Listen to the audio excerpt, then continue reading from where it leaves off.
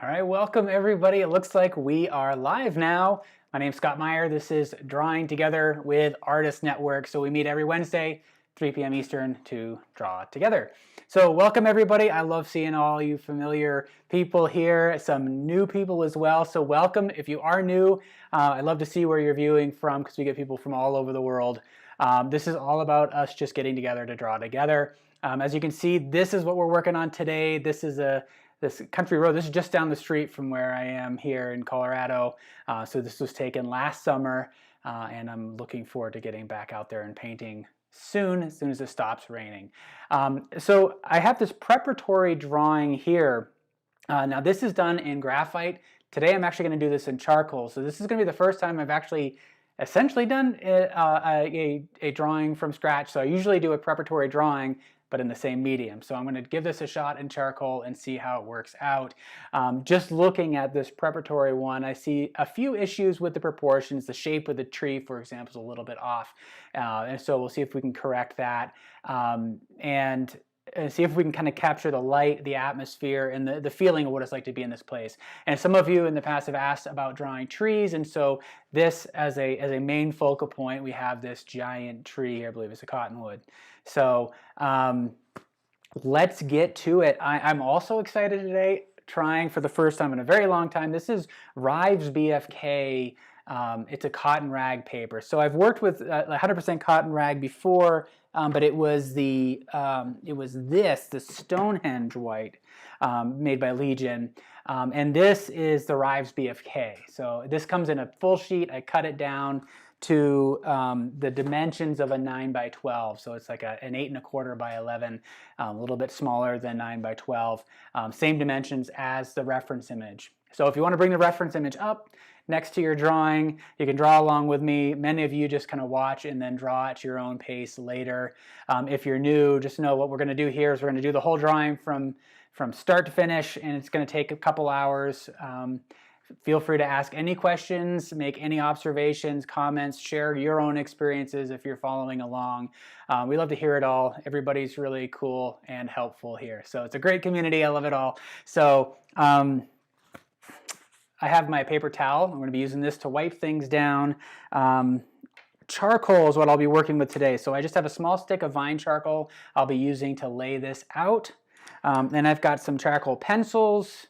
I've got my 2B and a 6B, and I have a 4B ready to go in case I need something that's a little bit sharper. So as you can see, I use a razor blade and I sharpen it down to expose a bit more of the core, and you'll see kind of a bit of my process later about why I like to kind of shape it this way.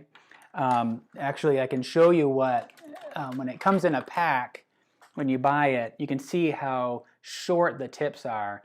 And that makes it very difficult to get in on the side of the pencils there. So that's why I like to shape it down. So we'll follow with that later. Erasers. I've got my rubber eraser. I've got this one by Derwent. It's a retractable one.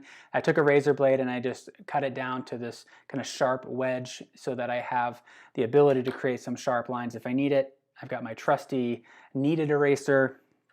And finally, a blending stump. This has been well used, and this is going to be great for some of the textures as well. So quite a few elements are going to be focusing on this drawing. Of course, like I said, we're going to be drawing the tree, so try to wrap our head around how to create that form and make something that feels believable. Also, we have the perspective of the road. So we have some linear perspective, especially drawing that curve as it recedes away from us.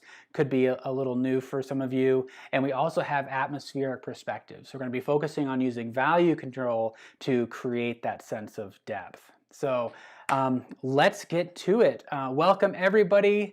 Again, people viewing from all over. And I love seeing some of you, Marie from Harstain Island in Washington. You've been with us since the beginning. Many of you have been with us since the very beginning, so this is fantastic. We're coming up on almost 100 episodes now, so really cool stuff. So again, if you have any questions, feel free to throw it in the chat. I'm going to do what I can to read them as I go. It gets a little bit tricky, so if you type your questions in all caps, it's more visible for me, so I can kind of distinguish it from other comments. So feel free, again, to share any of your observations about what I'm doing, what you're doing. If you have a question that somebody else in the group can answer, I love to see those as well. So if somebody asks a question and you have an answer, go ahead and throw that out there. So, all right, let's get to it. As those of you who have been with me for a while know, my general philosophy on drawing is that it's all about refining the gesture. You know, it's a continual refinement of that gesture. And so these initial marks, it kind of helped us to establish just kind of our first rough understanding of the subject. Now I'm going to make some adjustments. Sorry here. I'm feeling like it's all blown out. So let me drop the contrast down a little bit. Maybe not so bright. And hopefully you kind of pick up on some of the, there we go, some of the subtlety in the marks.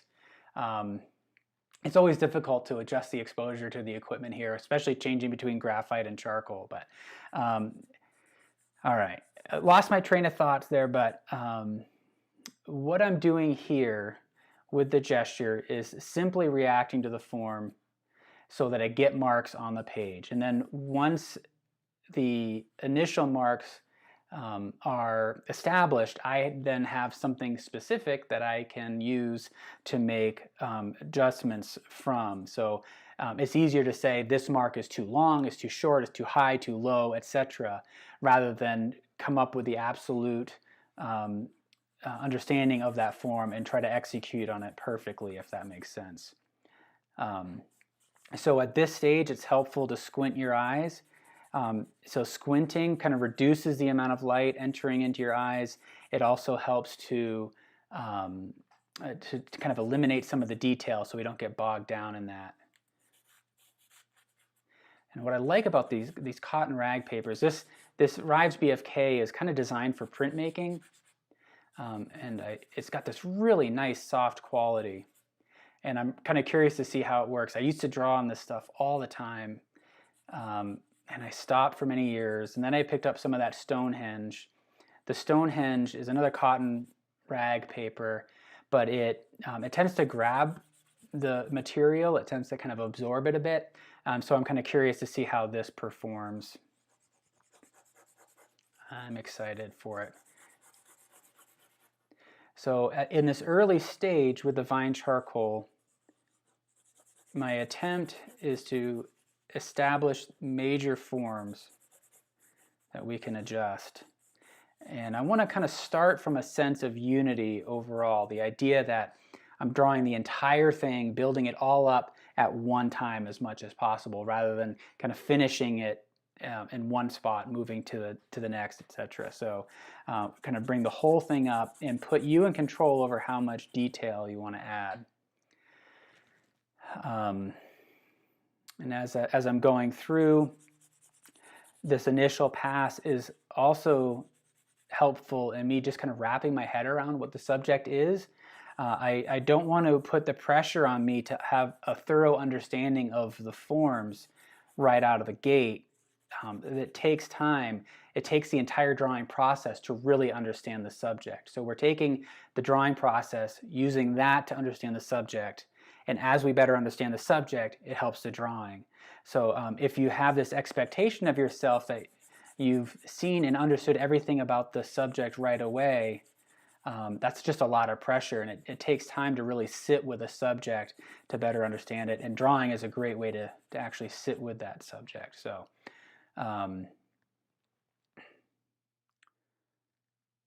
Mad Bum Go is going to be working on the cabin drawing. So all right, we'll draw this one later. We did a cabin last week, so if you missed it, check those out. Some really fantastic drawings that were posted, and you'll find at the top of the chat, you'll find a link to Artist Network, the page for this episode, where you can share your work when you're done.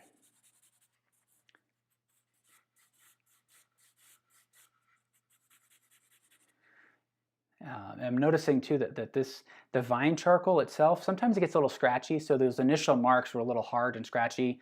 I've kind of broken through the surface and there's a softer core that is making some really nice velvety marks that I enjoy.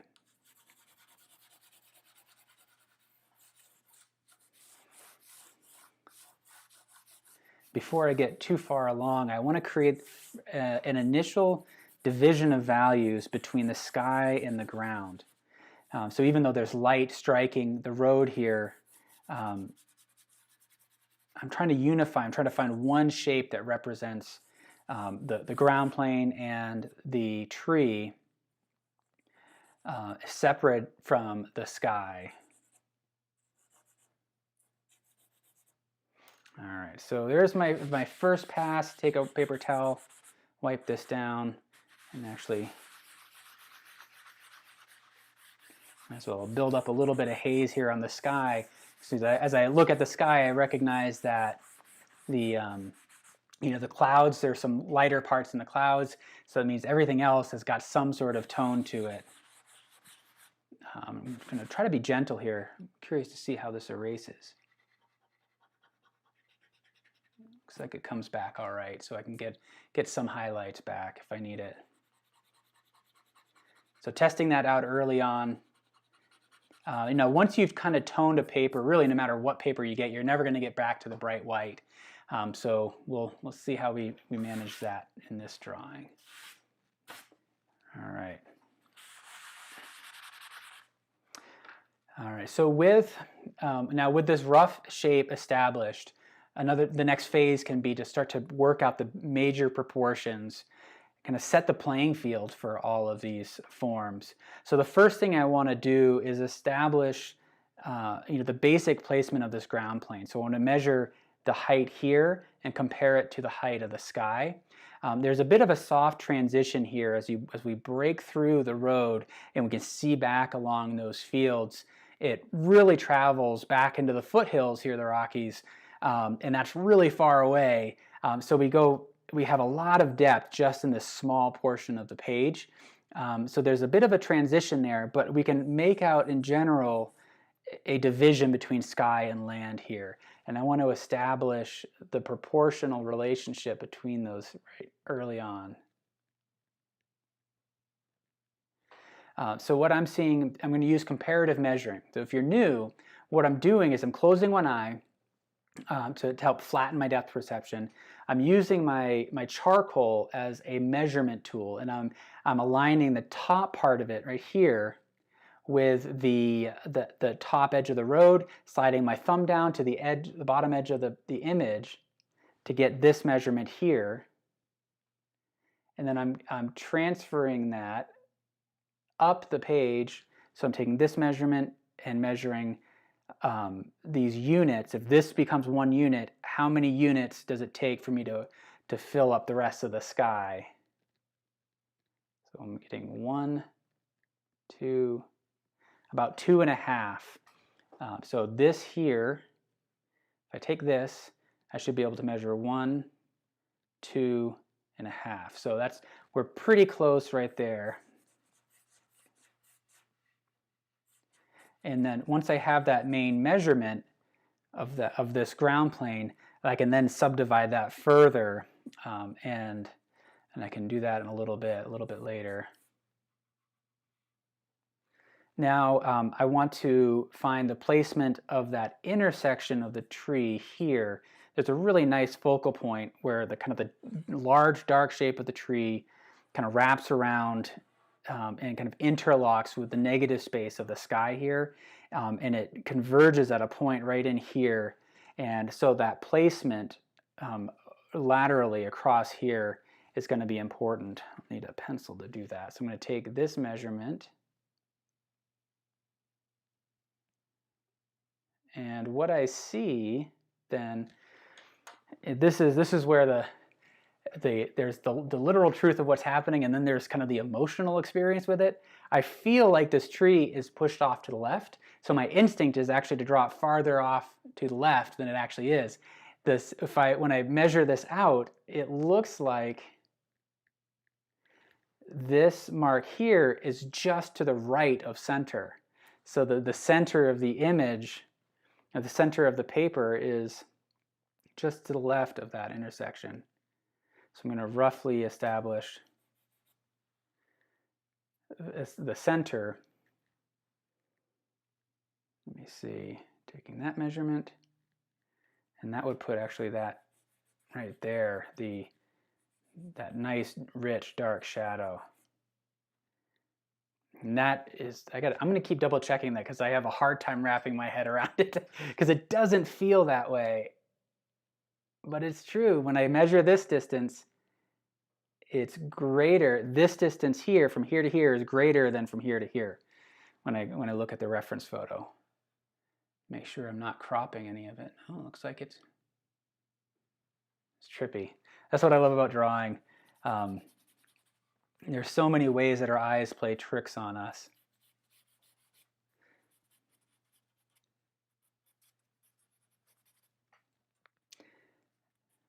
All right. And then I can further subdivide this now. So if I've established that point,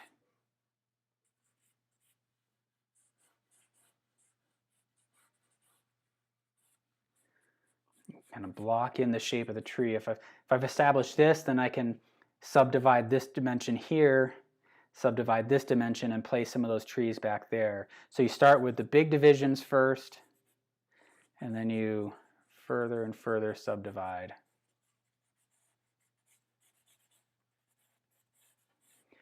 And this very much aligns with my philosophy on drawing, is that there's so much power in it as a tool for problem solving. And for me personally, I enjoy the evidence on the paper of that problem solving. I like seeing where mistakes have been corrected, or not necessarily mistakes, but initial judgments have been adjusted based on further observation. And you can kind of feel in that sense as you see the ghostly underlayers of the drawing. As you see those, you get a sense for the evolution of the mind of the person who made that drawing. So now that I'm refined the playing field for the tree, I'm going to start to add a little bit more to the gesture, kind of identifying just kind of areas of light and dark, reacting kind of quickly to it, but we'll continue to adjust as we go.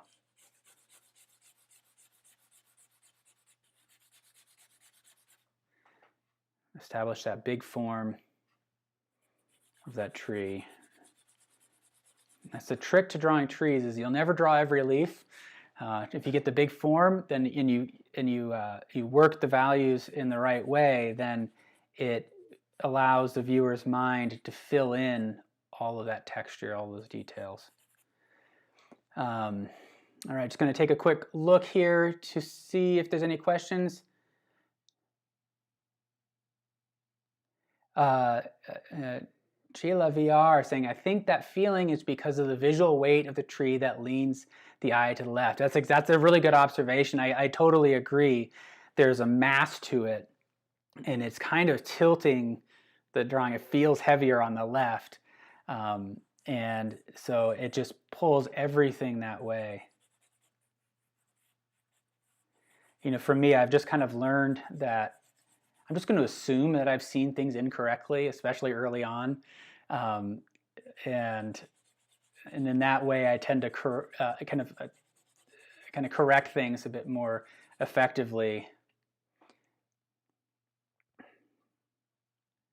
All right, so I'm just again kind of blocking in that form, continuing to refine it. I'm not going to worry about any of the sky holes or the gaps through the trees.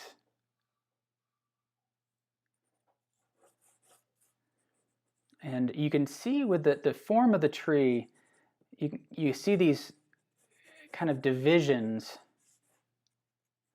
these kind of clumps. And one of the things that I struggle with is that I tend to to view those clumps, I tend to create a rhythm or a consistency between them. And so I'll end up creating kind of like these stripes. So what I'm trying to do simultaneously is view these forms that feel like they radiate out from the center, as well as kind of these visualized lines that connect, especially some of the high points on that tree. Use some angle sighting to visualize the overall angles of some of these forms here. In my preparatory drawing, I don't know as if I really captured the form of the tree properly, so I want to try to adjust that a little bit better this time. All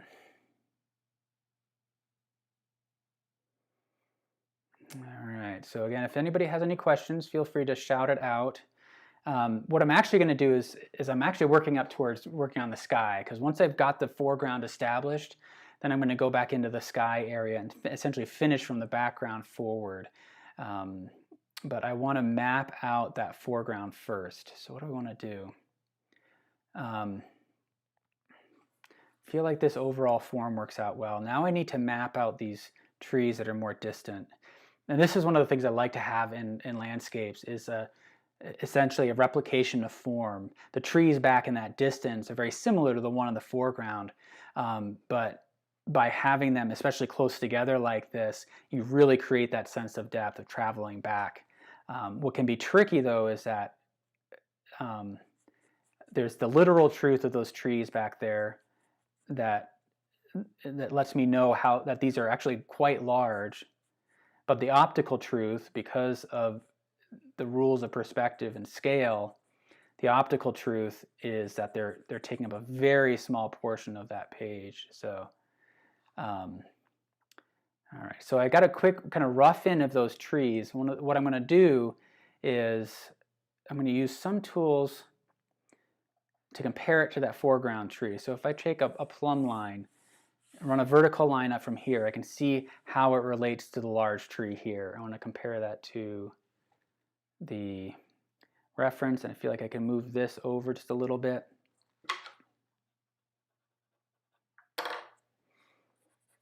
So that left tree that's standing tall there, come over to the right a little bit. And then to establish this distance over here, I'm going to do two things. The first thing I'm going to do is actually angle sight. So I'm going to come down off of this tree and find that angle.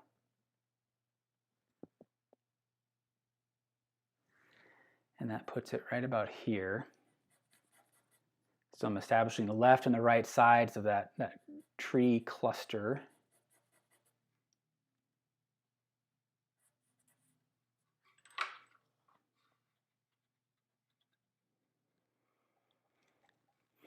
Kind of shape that a little bit. And then try your best to really just observe these as abstract shapes rather than thinking about them as trees. This is, again, another area that I get myself stuck in is when you think tree, it's one of those things that you've probably drawn a million times, especially at a very young age. And we developed this symbol system, or this kind of exercise, this routine of drawing a tree, and we draw like this, kind of bumps, and we draw a symmetrical shape for a tree like this, and so there's that muscle memory. There's a program that we run that says that's how you draw a tree, because that's a tree. So I want to try to break that habit as much as possible and observe these as purely abstract shapes, and trust that if we get the major shapes right, then the viewer will look at that and interpret it as a tree. Sharma is asking some questions. How to get the proportions correct? So a few techniques that we've used so far is comparative measuring. So if I have the reference image up on my left right here. So in front of me, I have the overhead camera projection. I can see what the camera above me is seeing of my drawing, and I can see the reference image. They're side by side. And if I close one eye, I can use my pencil as a tool, or in this case, a piece of charcoal as a tool to find the measurement of the ground plane.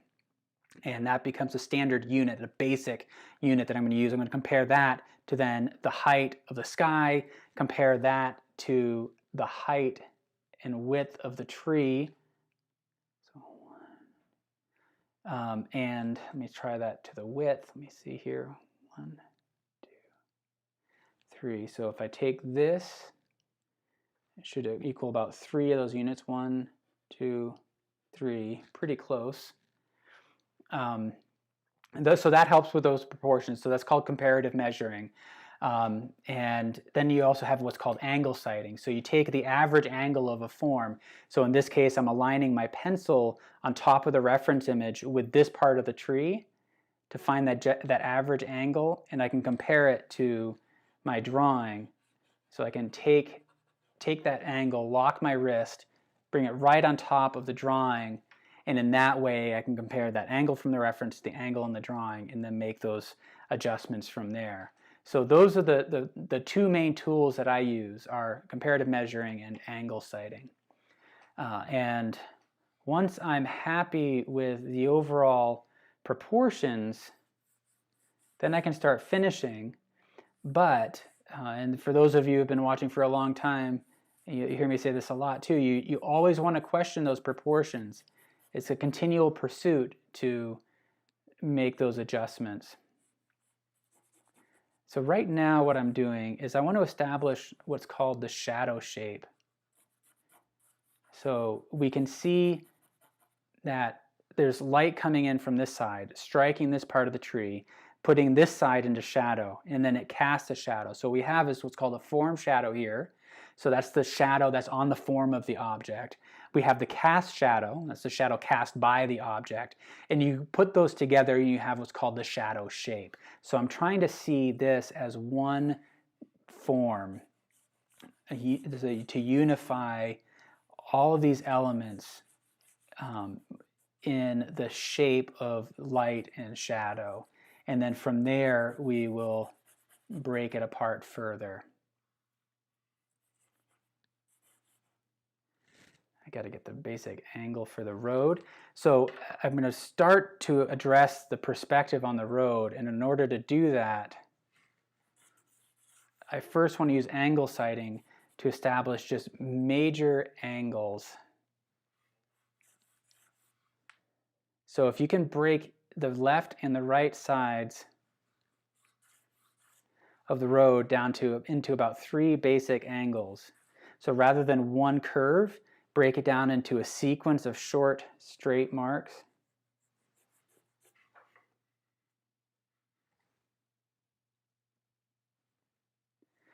That can help you to see that overall curve.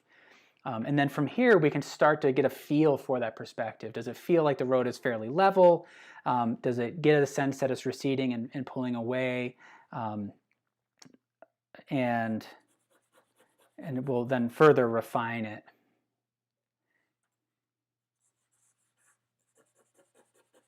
So I'm sticking with the vine charcoal. I really like the feel of it on this paper. If you haven't worked on a cotton rag paper, I'd suggest giving it a shot. I think it's really important to experiment with your materials to see what those possibilities are, kind of shake things up. And so, you know, something like this, it's like a velvety surface. I really like the softness of it. And then using the vine charcoal with it, which is naturally soft, they really sing together nicely. So I'm really happy with it. But what I recognize in that, and I can start to get a sense of, is that it may not give me a whole lot of precision if I need detail. So that may be something that I don't fight against. Sometimes in making art, it's about understanding the natural qualities that are inherent in whatever medium you're using, and then extracting as much power as possible from those natural qualities. So in this case, the paper, it's really nice and soft. So it's going to help me to lead to a nice soft drawing. I want to lean in on that rather than fight it to be sharp and crisp. So I don't know if anybody out there works on this Rives BFK much, but like I said, I got into it through printmaking. It's a great paper for intaglio printing, like screen printing. Actually, it looks like I'm cropping some of the drawing, so I'm going to zoom out just a little bit. Wrong way. Adjust things a little bit.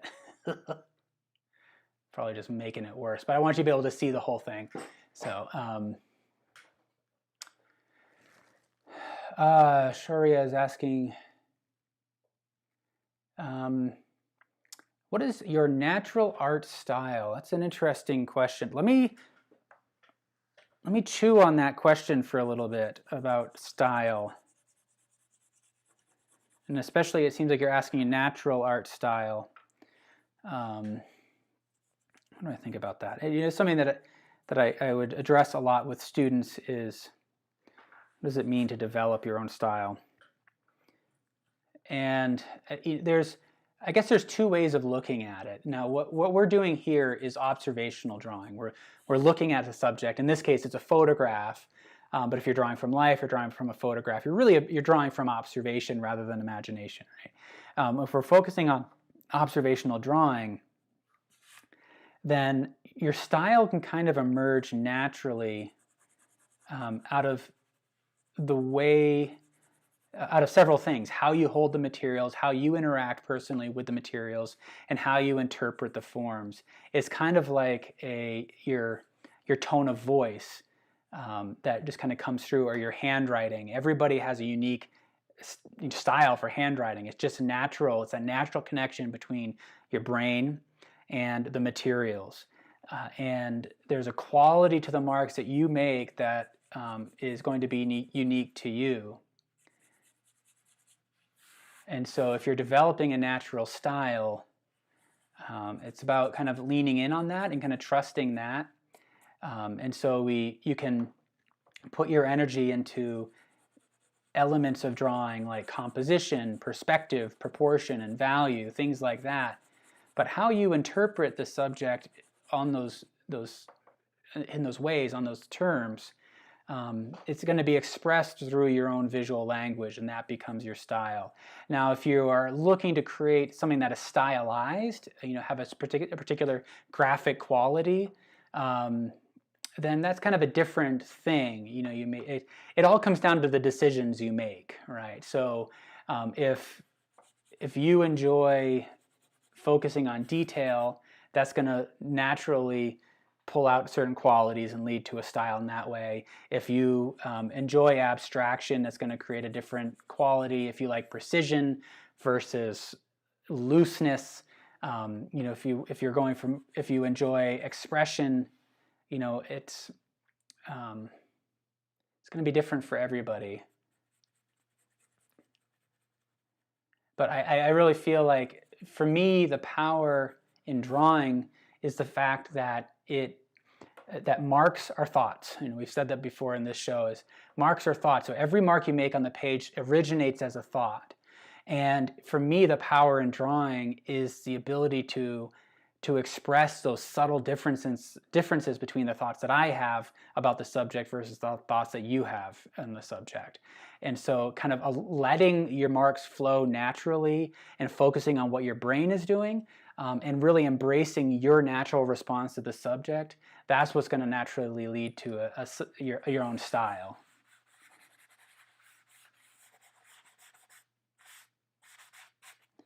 All right, so I'm just kind of softening up a little bit.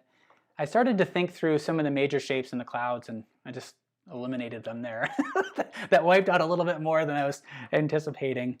But what I'm going to do now is really just focus on that background, that sky. So I'm kind of smoothing things out a little bit. I want to build that sky layer, kind of forget about it, and then place the trees and landscape on top of it. Oh, Samantha is saying there's an art supply store here in Kansas City that makes paper out of old t-shirts. That's really cool. I actually did that once in graduate school, and it was a lot of fun. I don't know how good of a quality paper I made, but that's awesome. That I got to check that out, see if I can order some. So yeah, definitely try it out. Devil Roy is saying art and music connections. Love to hear more about what you're saying there. Lolita is asking, can you use watercolor paper, 300 pound, the same as cotton rag paper? Yeah, I would say give it a shot. I've had mixed success when working with watercolor papers just because of the sizing. You know, so there's printmaking paper, there's watercolor papers, and they require sizing basically to hold it together so when it gets wet, it doesn't fall apart. And then that can sometimes affect how it receives material. So I don't want to say it will or won't work, because sometimes I've had some watercolor papers that hold the charcoal so much you can't erase it all, and it completely adjusts then the approach that I take to drawing.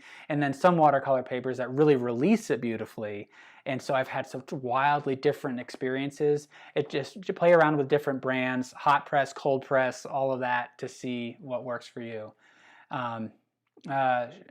Sharia, don't worry about asking too many questions. I'm happy you're doing that. Kevin is asking any tips for shading like that. Yeah, we'll get into some shading tips in a little bit, so hang with us. And then,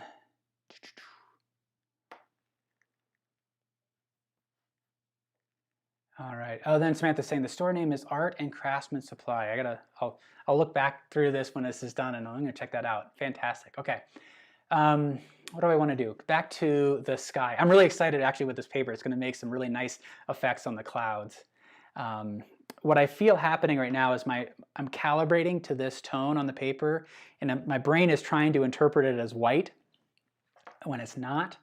And so I need to start to erase out the highlights. Actually, I'm going to start with my kneaded eraser. What I noticed with the Stonehenge rag paper, I was reading that it really works well with colored pencil and some other materials, and it's slightly absorbent, so it's pulling in some of those pigments.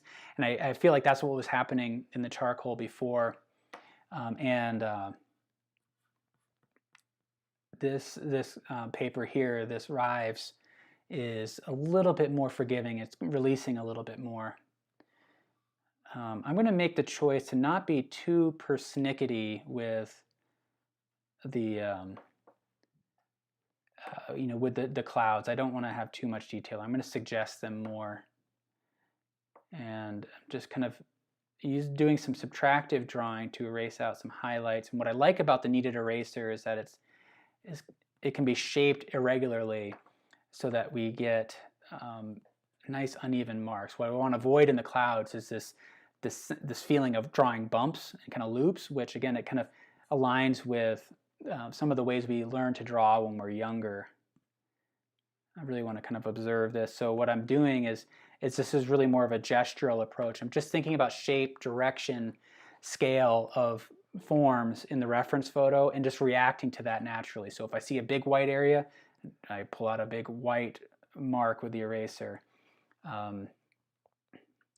So we can start to see very subtle lights in the clouds. Now if I shift to the charcoal pencil, what do I want to do?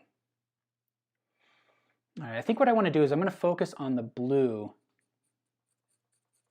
Now with the sky, this is one of the things I love about painting outdoors, is painting the gradients in the sky. And so you see when you're in the landscape this transition from a kind of darker, deeper blue at the top down to this lower saturated, lighter value against the horizon. And sometimes it's like takes on more of a kind of a pinkish quality along that horizon. Depending on how much particulate is in the air. You know, if it's here in Colorado, it can get kind of dusty, and so sometimes there's a haze along there, kind of like the smog line, that creates this wonderful tonal contrast.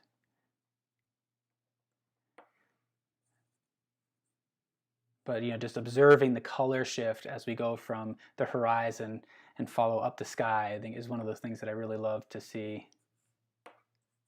Things tend to get a little bit more kind of violet and deeper towards the top. And so what I'm thinking about here at the clouds is that, you know, there's kind of an irregular shape along the edge between the cloud and the blue sky, but it's also a fairly sharp edge when you compare that to the value transitions within the cloud. So you can see highlights in the clouds, and then you see darker parts of the clouds. That transition between light and darker part of the cloud is a very soft transition. The blue of the sky against the edge of the cloud is sharper in some areas. And so that's what's going to help us communicate to the viewer when we're looking at a value that we're actually interpreting the blue sky versus a shadow or a tone within the cloud. It's really tricky because those value relationships are so subtle. That blue of the sky, the gray of the cloud are so close together. I need some way to differentiate the two, and it's going to come down to edge control, I think.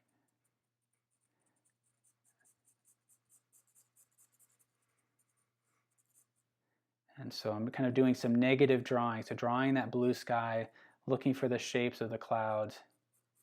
And I'm not drawing a line to indicate the clouds. I'm trying to focus on shape as much as possible. And the more I drop the value in the sky, the more kind of luminous the light on the cloud is going to feel.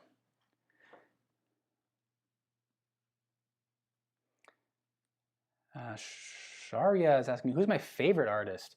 Ooh, that's a really good question for the group. Feel free to throw out any names there. I've got quite a few. Some of the major influences I've had, there are, you know, primarily there's three main influences that I have. So there's John Singer Sargent. There is Neil Welliver. It's an artist from Maine that I fell deeply in love with his paintings. His color work is astounding.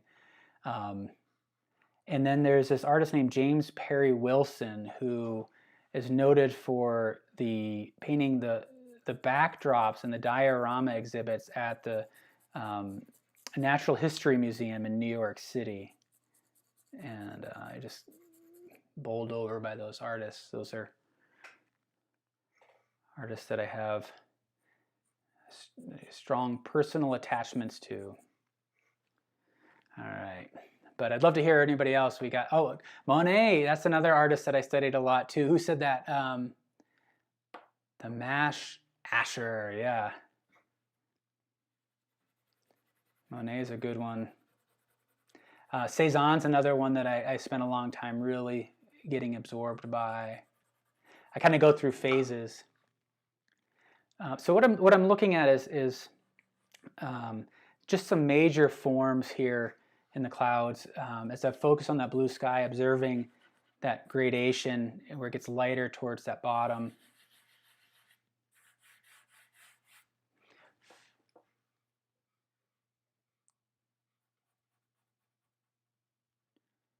But, you know, each artist that has been an influence, you know, there's different qualities to it that I've been influenced by, and it kind of comes and goes. Some are stronger obsessions than others.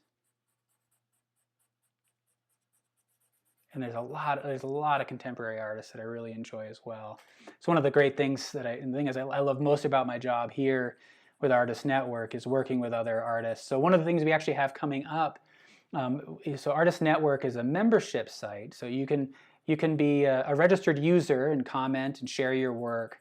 But if you're a member, you get access to our video library as well as magazines and other things. And we're going to be launching a series actually starting next Thursday. We're going to do a series of 3 different artist talks. So I'll get a chance to talk with a landscape painter named Aaron Schur out of Montana. And we're going to be talking about kind of what's happening in the mind of the artist as you're on location painting, and comparing that to studio landscapes.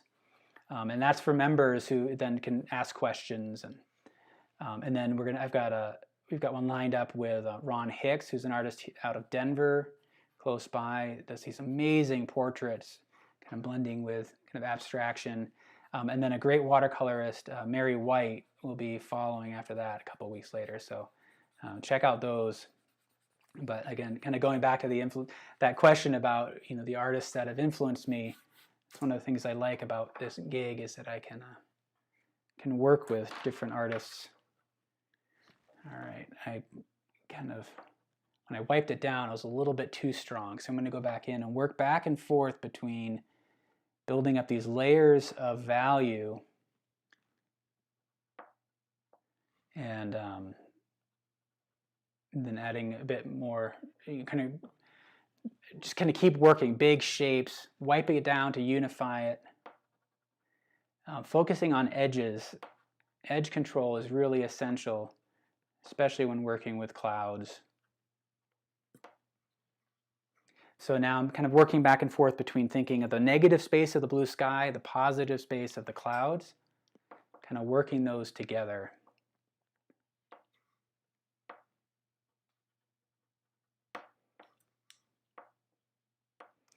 And what I like seeing here is that it's a really nice light forming here in the sky.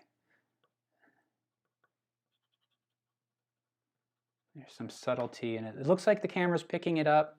I know everybody can have kind of a different kind of vision for this as as our computers and our monitors are all a little bit different.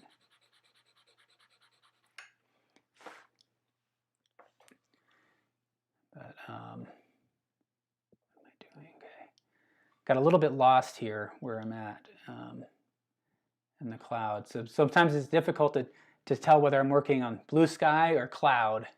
So I need to kind of step back from the work a little bit. If you haven't stepped back from your work, it's a good time to do that.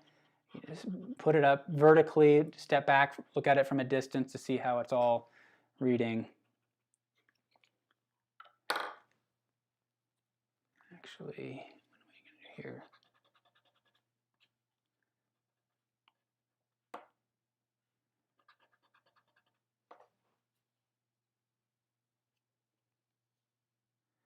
Cynthia saying Georgia O'Keeffe, Albert Durr, Mash, Asher, Leonardo, Vicky, Robert Schmidt, Bob Ross. I can't say no to Bob Ross. I think Bob Ross influenced many people. I know I watched him a lot when I was growing up. So, all right. So I'm pretty happy with the way the forms of the clouds are establishing. So I think I just need to spend a little bit more time up in here. How are we doing on time? We're about 45 minutes in, so we're doing all right. So I'm using the blending stump, and you can see the blending stump is really loaded with charcoal already. It's well used, and it can make some wonderful marks. Again, I want to hold in my mind, where I'm working. If I'm working in the cloud area, I'm trying to be gentle when I'm working in the form of the cloud. If I'm working on the blue sky, I can have a bit of a sharper edge leading up to the edge of the cloud. And if I look at the subject with blurred vision, I can see where edges disappear and where they become more kind of explicit. So I want to have a lot of variation, as much variation as possible.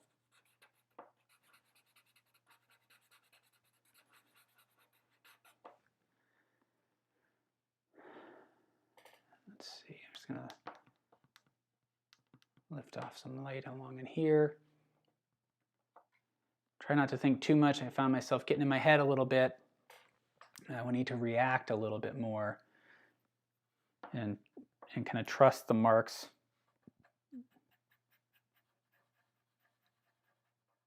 Stay gestural. Now that is really dark.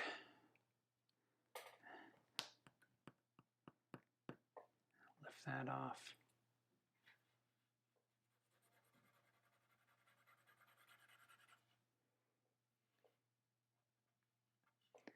I love all the questions, good questions this week. And I love seeing all that feedback. Definitely talking about the artists that you all enjoy. I kind of like the idea of kind of focusing a little bit in this corner.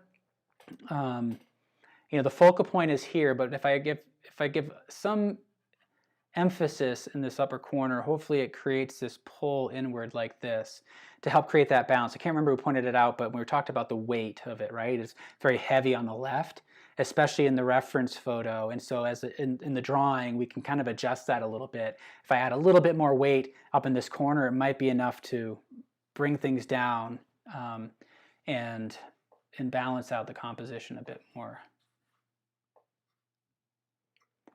But I think part of what happens when you're drawing, the more you draw, the more you start to really trust the marks that you're making. And sometimes if you're just starting out, it can feel overwhelming. You feel like you have to make each mark really clearly and explicitly. But at this stage, I'm just letting the marks really kind of float across the page. And what I'm trying to do down in here is emphasize this horizontal movement here, contrasting against this broken, more irregular form at the top. So if I do that, then my hope is that it'll create the impression that the sky is really a ceiling rather than a wall. And if I treat everything as horizontally up the sky or irregular throughout the entire form, then it can lead to that feeling of a wall. It'll kind of be too uniform. So I want to break that up. So just kind of talking through what's running through my head and some of the subtle things that can sometimes make a landscape really pull together.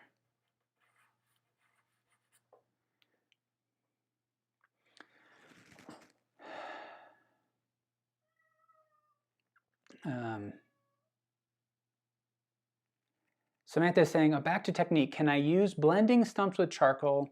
That's what I use in graphite for clouds. Yes, I definitely do. That's what I'm using here. And I have blending stumps that I only use for charcoal and some that I only use for graphite. I mean, I guess you could mix them I don't know how big of a deal it would be if I had a kind of a blending stump that's loaded with graphite. I'm sure I can make it work. But I try to keep them separate just so that, yeah, again, I've been using this for quite a while. So it's just loaded with charcoal, and I feel like it blends things a bit more effectively, and it gives me the opportunity to make some really interesting marks. So oh, Greg is saying, an artist you mentioned here is Rackstraw Downs. Yeah, he's a great one. I love his work. That's awesome. And then, yeah, Paul Heaston, another Denver artist. He's great with all sorts of stuff. He's been doing some really cool things lately. So thank you for sharing those. All right, so I'm feeling pretty confident in the sky. It's enough, like I said, that these forms, the proportions are off in the sky. So my goal right now is, does it feel like it's okay? Does it capture the overall essence of those clouds? I think it works. And that's something that I do when I'm on location painting as well. Those clouds are constantly moving, and it's not about locking them into place photographically. It's about understanding that movement and the overall impression of that sky and trying to capture that feeling. Sometimes I'm a bit more rigid in my thinking of things like trees and buildings because they're more static, but I want to try to create the sense that the sky is moving to some degree. Shara is asking, how do I deal with artist block? This is another one where you all, hearing some of your strategies could be really helpful. I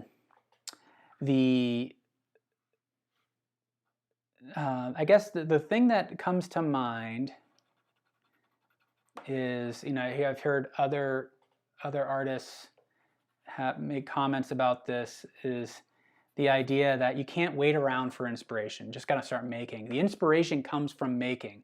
And if we think about inspiration as being limited, it's like we're reaching into a bucket and there's only so many thoughts in there. If we think about inspiration that way, it can confining to some degree. Instead, inspiration is something that gets cultivated. You grow it. And so as you make things, more ideas come. And so I like to think about it that way.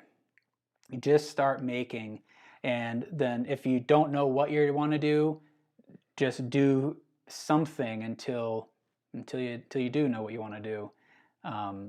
Even if even if you're just doodling or playing around with materials, however you need to just start making marks, then let ideas come out of that.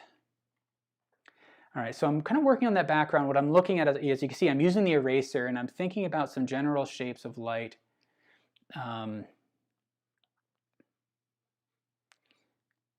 And let's see, part of what's going to happen now is I want to see what's happening on the page. Let that kind of lead things to some degree.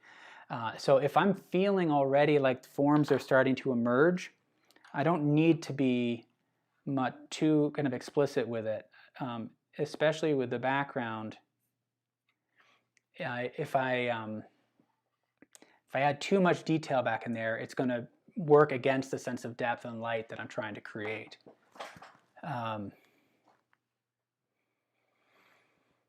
Art Maven, regarding artist block, just keep drawing. That's exactly it. I like it.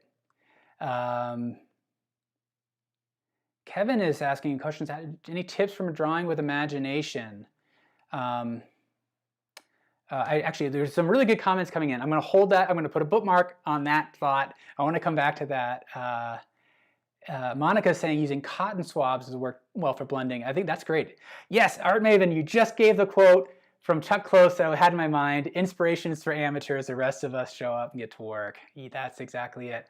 That's the one that I had in my head, so I'm glad you wrote that out.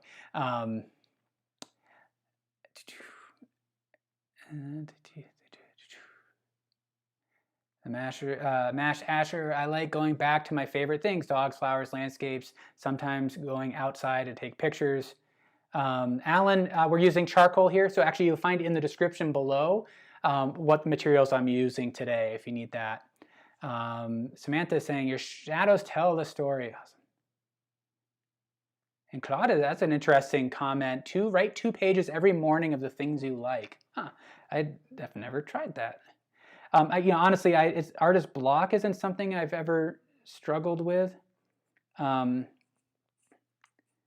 just seems like there's always been something that I want to create. So, and I guess for me, one of the things that we talk about here too is it can be helpful to identify what type of experience you're looking to have. Because the drawing process can reflect your inner state, it can also influence your inner state. So if there are some days where I just feel like I'm contained and I need to be expressive, I need to move things around. Some days where I just need to be focused, I need to have that feeling of having a significant amount of control over whatever I'm working on, or I like precision. So kind of identifying really what experience I want might lead to some additional images and help to unlock things. But also, if I'm feeling particularly scattered and I want to become more focused, I'll force myself to do something that kind of inspires me to be more focused and controlled. So that's a quality that you might consider when you're trying to unlock some artist block. All right, so I've got the 2B pencils, a little bit harder than the 6B, which is going to give me darker darks. And what I'm trying to do is be selective with some of the dark areas in that background to sharpen up some of these forms. I'm going to switch to this overhand grip. And as I'm working back here, it's really just about making these small taps on the page rather than drawing the forms. Using the tooth of the paper, letting some of that show through to create some texture. Letting the pencil roll in your fingers a bit, rather than switching to the tripod grip and really kind of writing essentially with it. So as we're looking at those trees in the background, I'm going to make an initial pass with a value. And then I'm going to see what happens if I go a little bit darker on the shadow to create some of that form. Soften that a little bit. And so some of these edges are really, really soft. I can sharpen up if I need to, but that's all. That soft edge is really what's creating that sense of light and atmosphere. So I don't want to lose that too much. So let's see what happens if I do this. Actually, I kind of like that there's, in the reference, there's a bit of a division between these tree groups over here. I want to break that up. And then if what I want to do, let me smooth this out a little bit.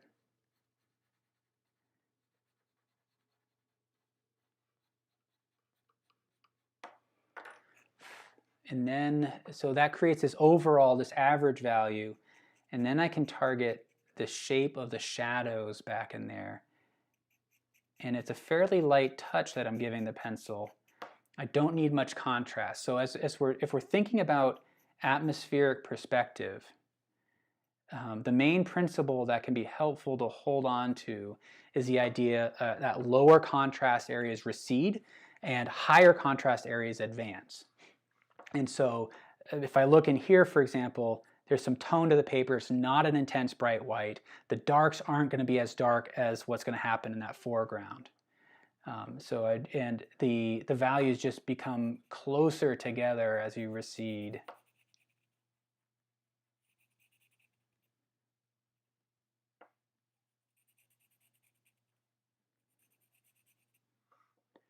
So giving a little bit of form and light to those trees back there. It's been an awesome conversation, everybody.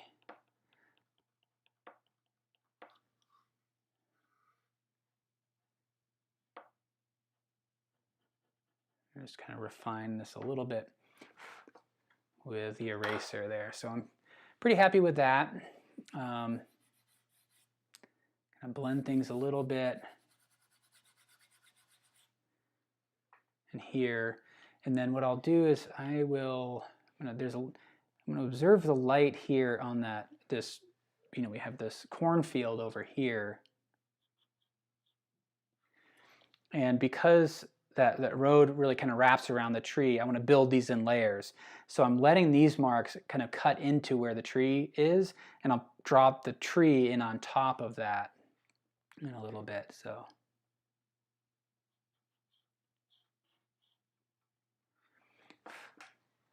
Get a little bit of light there striking on the top of those corn stalks there.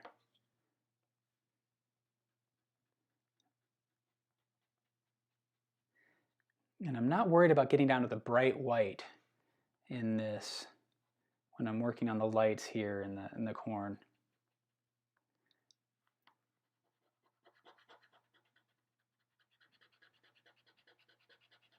But there's this general kind of vertical thrust to some of those forms, so kind of just giving some verticality to it.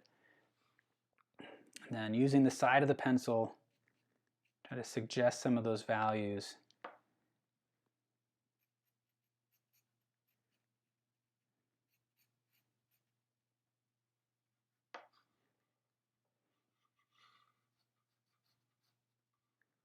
So keep your eyes blurred, out of focus here. I find it really helpful to kind of just do that essentially throughout the entire drawing. And bring, 90% of the drawing, let it be out of focus, not really looking sharply at it.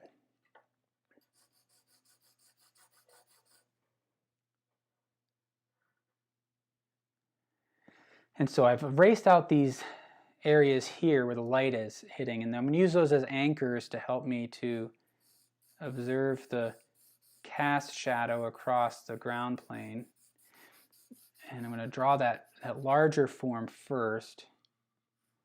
It drops down into the edge of the road there.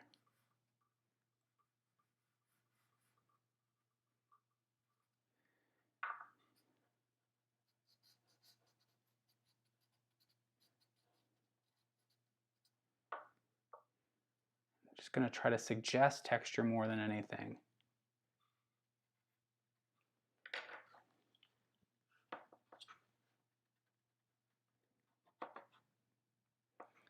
Actually, what I want to do, I'm observing, so this is going to give me some trouble in a little bit. So I've got the value here of the sky, which is really far away, and the value here of the corn, which is much closer.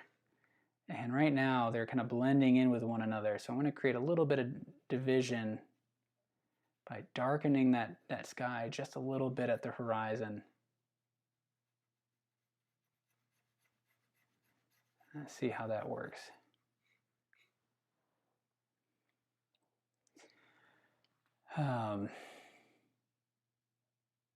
Tiffany is saying, asking if I've ever used graphite powder and what are the advantages.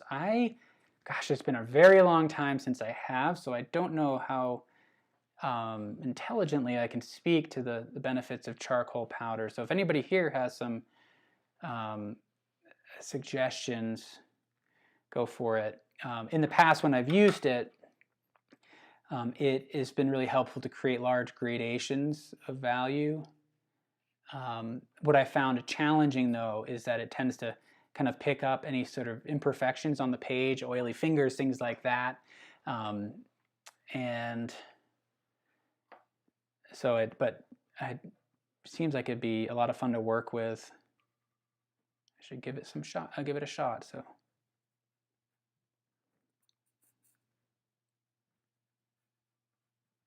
So again, just using this overhand grip, generally just focusing on the direction of my marks, rather than drawing each and every, corn stalk here.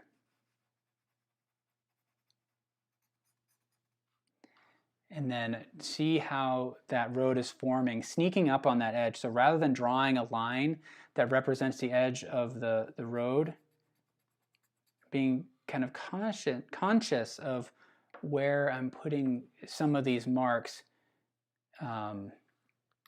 so that it creates that edge of the road as kind of a series of broken lines.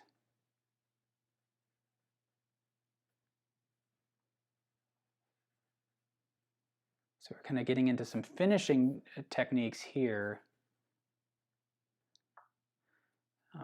It's kind of fun. Now what's interesting is that because this tree is underdeveloped, this is really starting to advance. So I might have to, maybe I'll set that aside to some degree.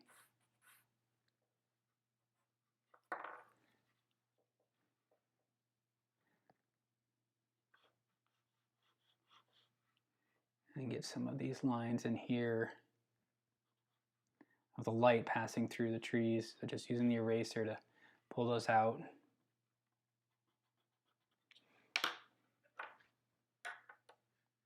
Make sure I have, still the 2B.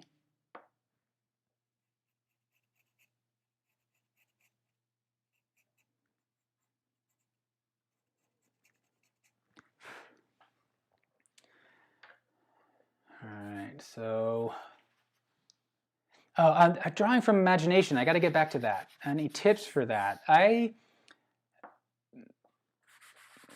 think generally drawing from observation is a great way to help drawing from imagination, because ultimately they come from the same source. So what happens when we draw from observation, whether drawing from life, which I think is really the best way to learn how to draw, or drawing from a photograph like we're doing today, it's all being processed by the brain, and it's from that image, it's from those thoughts that are forming as a result of what we're observing that our drawings are coming from, right? And then when you're drawing from imagination, just that initial spark for those thoughts, it comes from something else. And so by drawing from life, what you're doing is you're trying to get in touch and shorten the distance between the marks you make on the page and the thought you have about the subject. And when you're drawing from observation, you kind of walk through these steps of correcting your thoughts, kind of informing your thoughts and becoming more precise, more connected with your internal understanding of the subject. And the more connected you are with that, then I think the stronger the drawing will be. So if you're drawing from imagination, if you really have that imagined form locked in your brain, and you have that really confidence in your hand-eye coordination, then there should be no real kind of distance between your imagination and what's happening on the page. But like I said, I think drawing from life is a great way to build those skills, to shorten that distance so that you can draw from imagination. What can happen sometimes, though, drawing purely from life, is that it can somewhat be a crutch. And so if your goal is to draw from your imagination more, kind of practice both at the same time. And but kind of take that pressure off, like recognize that, generally if you're drawing from imagination and the image feels underformed, it just maybe you need to observe things in life a bit more that you can apply to that, if that makes sense. So with this overhand grip, I'm just trying to refine that form. So keeping my eyes blurred, I'm looking for the overall shape and the flow of the tree. And so I'll work from the center of the form out to the edge and from the edge back to the center of the form to continue to find that shape. And so I think it's helpful to also be aware of where you are. So if I'm working on this part, my awareness may be down here and vice versa. So splitting your awareness can be really helpful so that everything kind of stays together. Kind of going back to that topic of drawing from imagination, really drawing it's about a set of decisions that we make. And the source of those decisions may vary. It may be something we purely invented, maybe something that's sitting in front of us. Who knows where, what that initial spark was. But it also then it comes down to, well, how do we navigate that? What are the steps that we take to get through it? And that kind of goes back to our style as well. We each have our own way through which we pass through a drawing.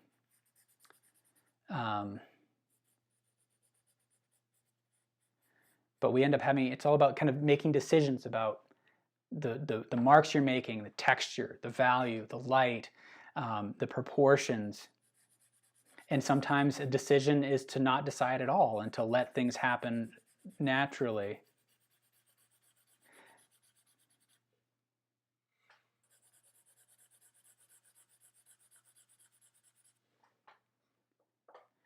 So as you can see, what I'm trying to do is get that overall form of the tree. I'm not drawing leaves at this point. I'm drawing the tree.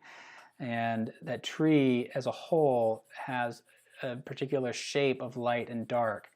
And if I can, as much as possible, try to see that tree as an abstract form rather than a thought of a tree. One of the things we talked about very early on in the series, and I kind of fell off my radar, is I read this book on the study of neuroaesthetics. It's how our brain processes and interprets visual information. And if I can remember the name of the book, I'll shout it out, but I can't quite. But it it describes the visual process as passing through 3 primary levels of the brain, right? So, and it all happens very quickly.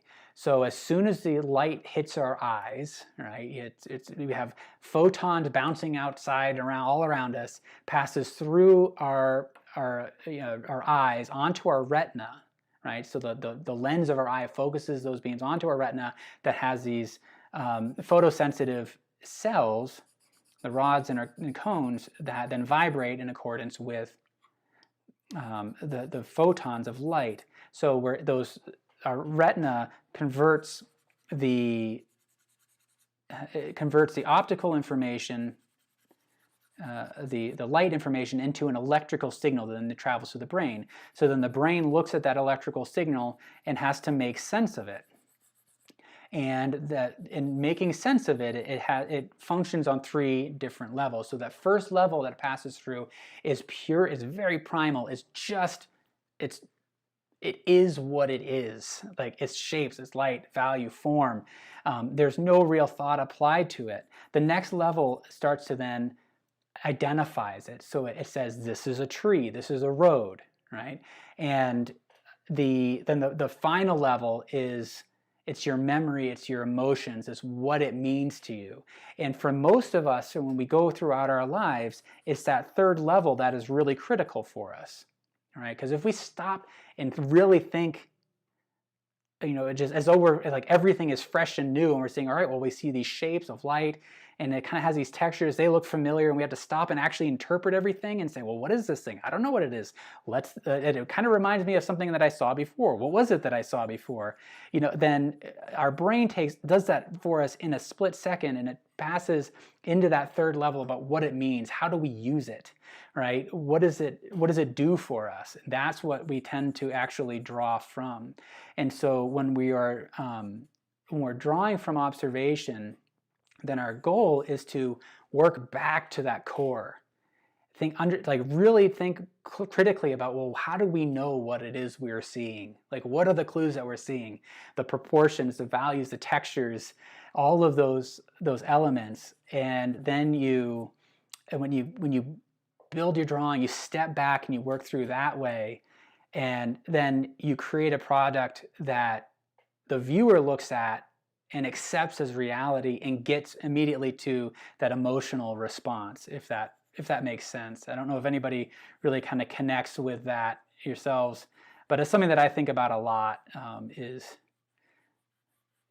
those layers of processing that we go through. I remember reading that there were experiments done where using a magnet to target this particular part of the brain, shutting down the frontal lobe, the part that really thinks critically. And when you shut that down, subjects tended to become more accurate in their renderings. They become better artists in a way, because they were just accepting information abstractly and not qualifying it with kind of emotional reactions or preconceived notions or labels, definitions of things.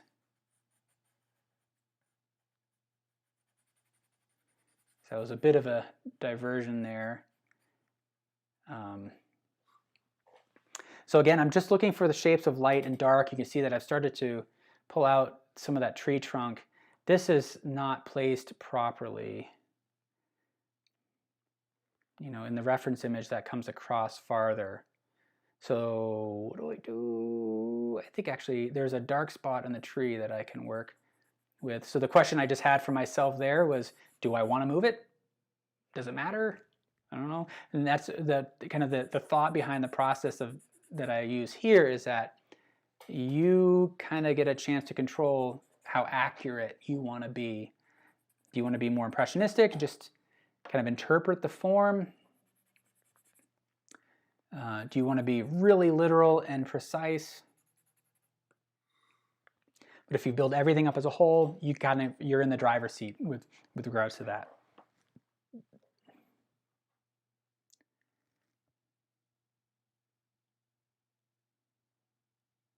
Oh man, okay, I missed some. Oh, Kevin, yeah, there's a question about how to draw complex textures. Example, the texture of the wood. Yeah, it looks like some of you pointed out, yeah, the old gnarled tree that I did. Oh my gosh, that was about a year ago now. Wow. So, yeah, check that out. But it could be another subject for soon. I need to come up with things. So, hello, Katie. Welcome. Anybody who's joining late, my name's Scott Maier. This is Drawing Together. We're with Artist Network. So what you're watching is a show where we meet every Wednesday at 3 p.m. Eastern to draw together. So I come up with a subject. You can find the reference image in the description below. You can draw along with. Many of you just kind of watch during the live show and then complete the drawing later or not at all. And then you can post your work on Artist Network. You can find the link in the chat here at the top of the chat, as well as in the description, where you can share it, and some great drawings. And some of you I've seen have done every drawing. It blows my mind. It's really cool. And I'll see, you know, sometimes these batches of drawings that'll come in. What I'm trying to observe here is that general shape of the tree. So as much as you can, try to observe the tree as a simple form. The idea that light is coming in from one side, it's lighter here, it's in shadow down in here. And if you can do that, that gets you a long way there to actually suggesting the tree and giving the viewer's mind enough information to then fill in the rest.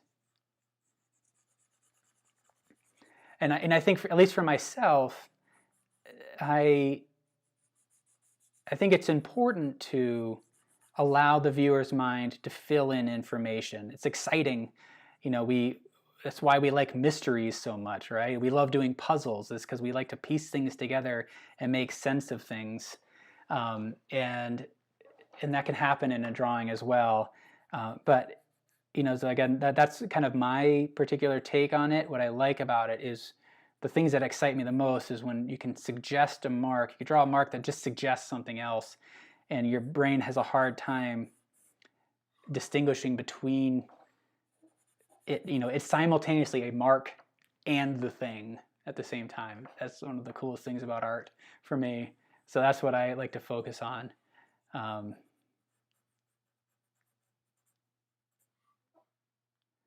I think about that a lot. The idea that the viewers, our brains are primed to solve problems and puzzles, things like that.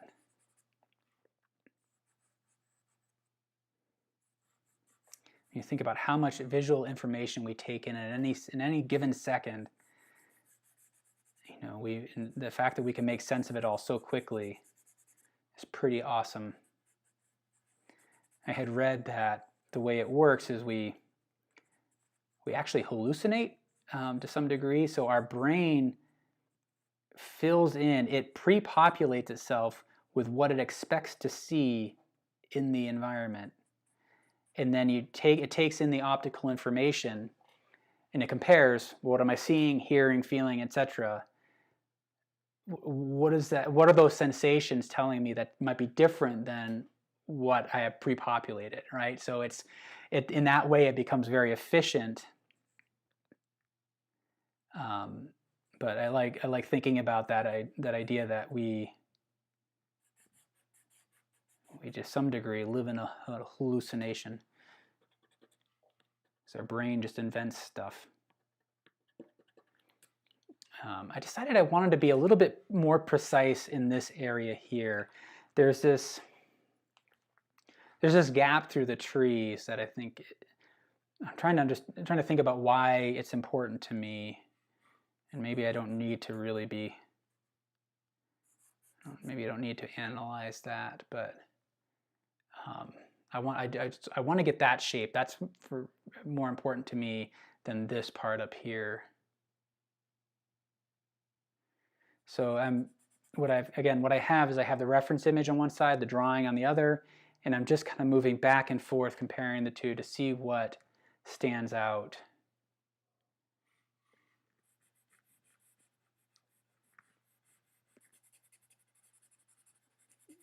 And still using the 2B pencil, I know that I'm going to go darker in some of these areas. So we're going to bring out additional depth in these shadow areas. So this is kind of an average tone for the tree. That's what's bothering me. Now this shape over here needs work.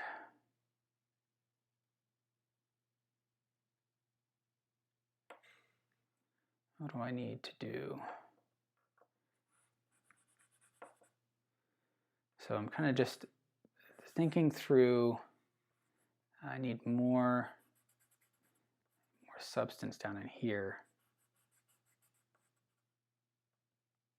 so that it really overhangs the road a bit more.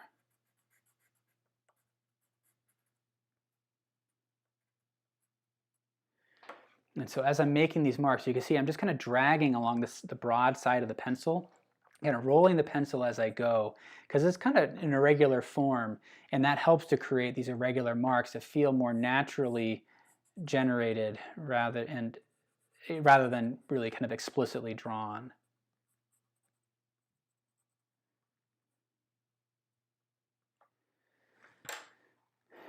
Okay, so now some eraser time.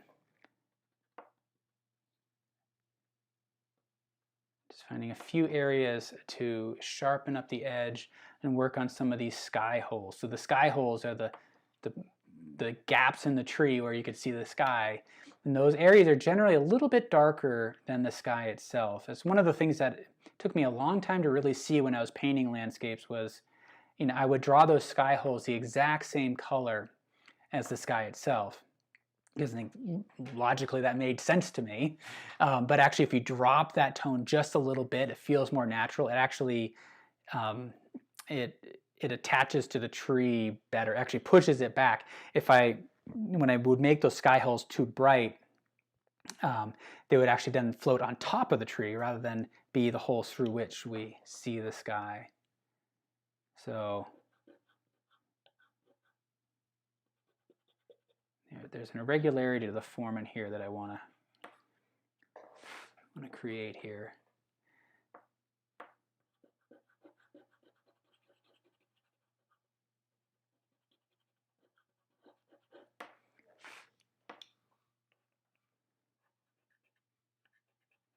So when I'm using the eraser, I'm thinking of it as another drawing tool.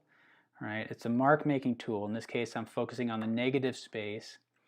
But it's a similar technique. So you're paying attention to the marks it makes when it's on its side versus the tip, how I hold it as in an overhand grip in some areas, in a tripod grip in others.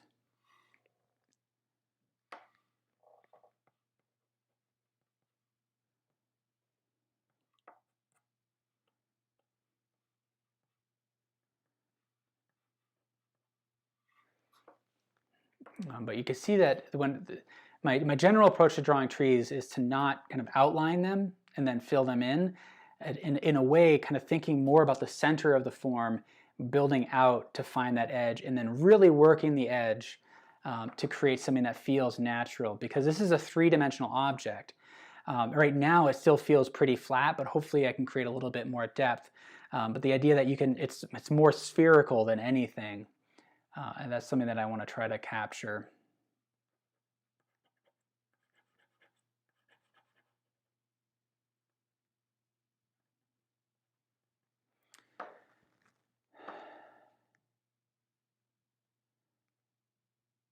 Heart Maven is saying she agrees about the gap. Feel the gap is important because of the shape of the negative space. Same as on the other side. Yes, thank you. I'm glad you feel that way. It's helpful to get those comments. Even if they can be completely different from my thoughts, or they can be exactly the same. But sometimes hearing another person describe it effectively, like you've done, can be really helpful.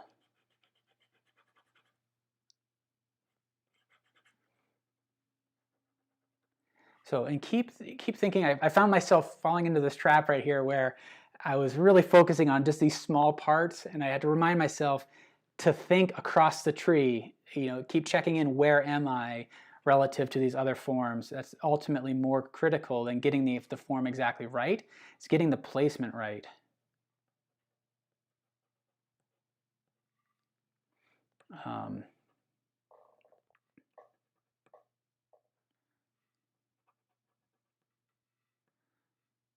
Yeah, so now I'm back down in this gap here, just kind of wanting to focus on that hole there. And it can be helpful to try to think back and forth between positive and negative shape.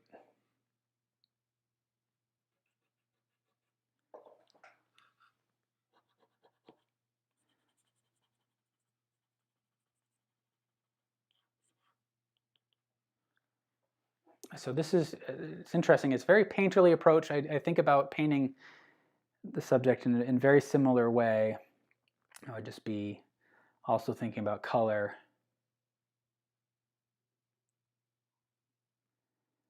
And I think what I want to do is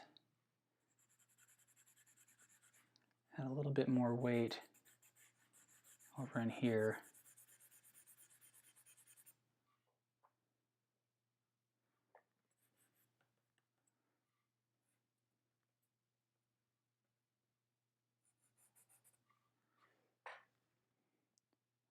And you can see I can feel like the branches, the trunks are starting to emerge in some of these areas.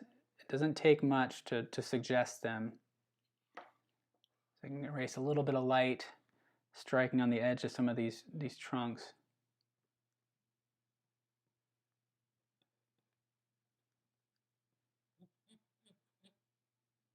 Where am I? What am I doing? Okay. Got a little lost there. Anybody else talk to themselves while you work? I do that sometimes. I guess that's what I'm kind of doing here. There's nobody else in this room. There's names on the screen. And I just realized I'm spending actually 2 hours talking to myself, but I'm talking to you guys. But it's so weird not to be able to hear anything back in return. Sometimes I'm acutely aware of the silence. So yeah, so now what I'm doing is I want to evaluate the overall kind of light on this. And I'm using the eraser to try to start to really kind of create the shape of the light as it strikes the tree. So as I'm doing that, you can see it's like these really short, quick vibrations. And thinking about it in terms of shape and mass versus line. And with a rubber eraser, if you have kind of just a gentle kind of touch to it, it'll blend and smudge, which can be really interesting, help to unify the marks. And then when you need to pull off more material, you can kind of lean in on it a little bit. And then I'm seeing some indication there's this shape here that really cuts back sharply on here that I want to extract a little bit.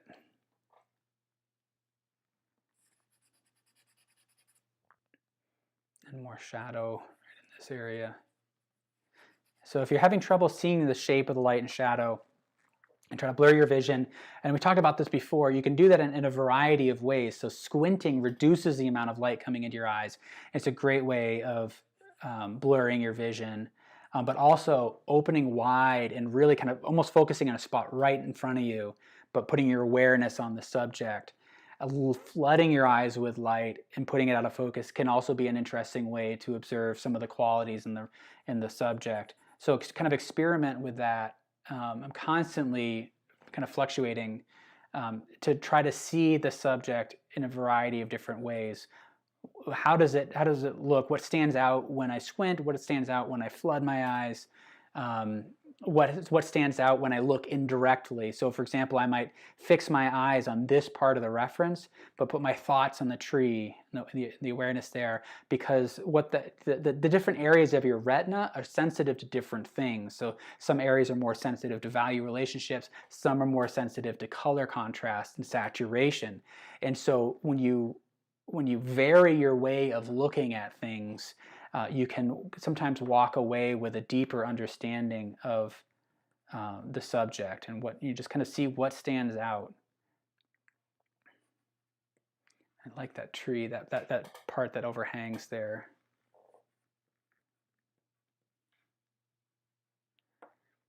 So adding a few just kind of quick little dots along that edge in some areas.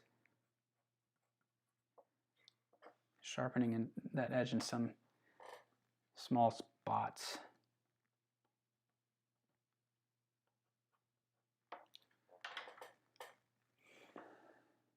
So far I'm happy with this in charcoal. Like I said, I did this as a preparatory drawing in graphite.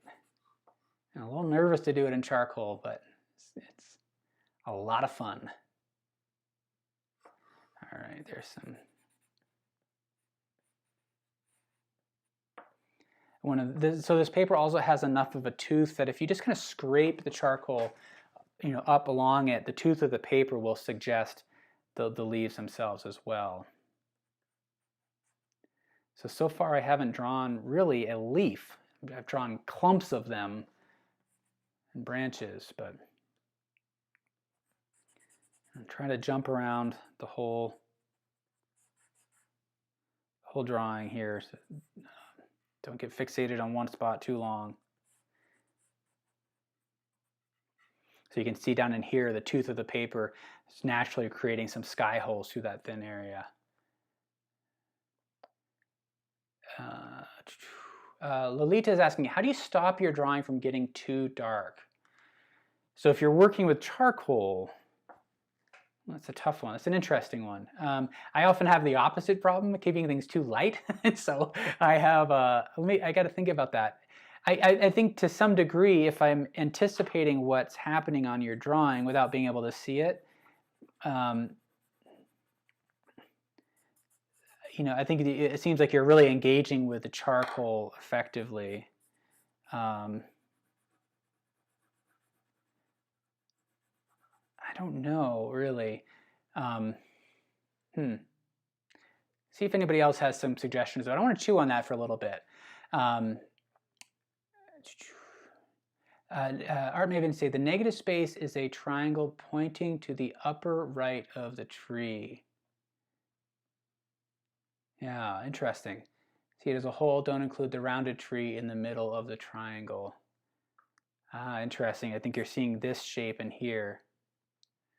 Yeah, interesting.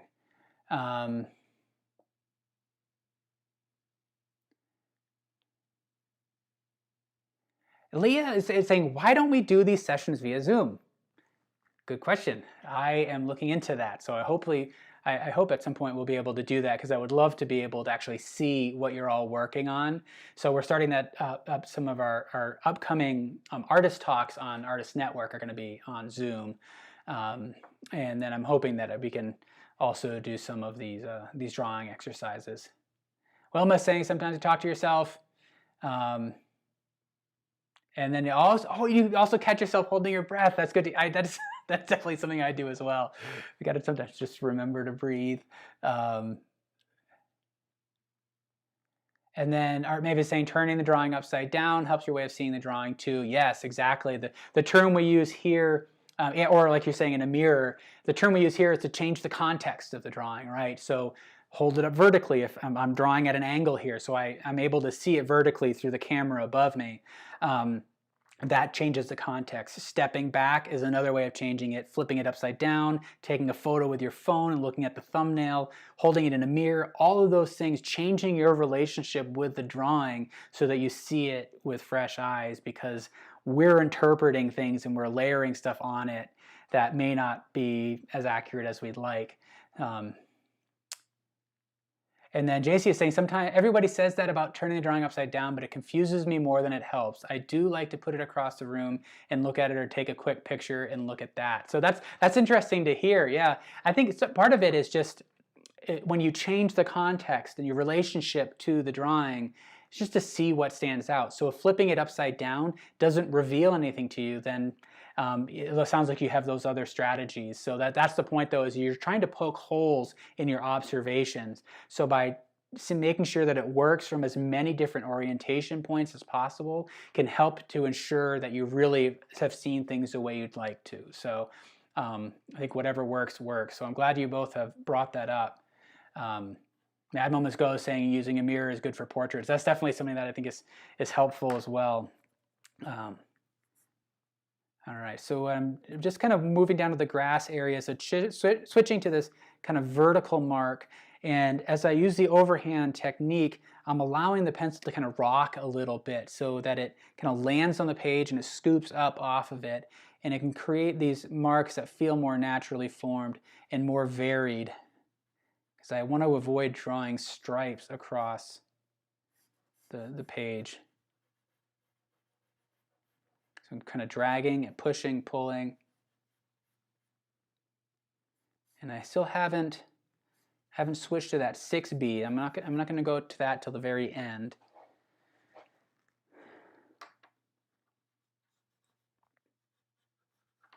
So at this point, what I'm really doing is just reacting to kind of the gesture of the landscape.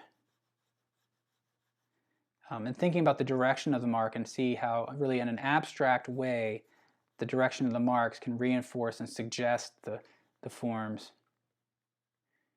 Because this can get really overwhelming if you put the pressure on yourself to draw every blade of grass and every leaf on the tree. It's possible, but I know certainly I don't have that patience. I get really antsy, and sometimes I just, when I see a drawing, and when I see my drawing, and I'm trying to be too precise with it, I just get the instinct to just kind of wipe it out or put a big gash across it. There's something claustrophobic about it for me.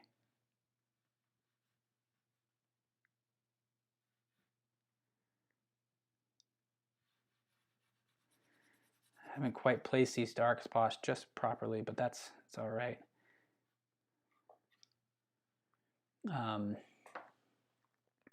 What I want to evaluate right now is, now that I have some darks in here, how do the lights work? So as I look at this area, I'm putting my awareness on the sky, and just to see how they read.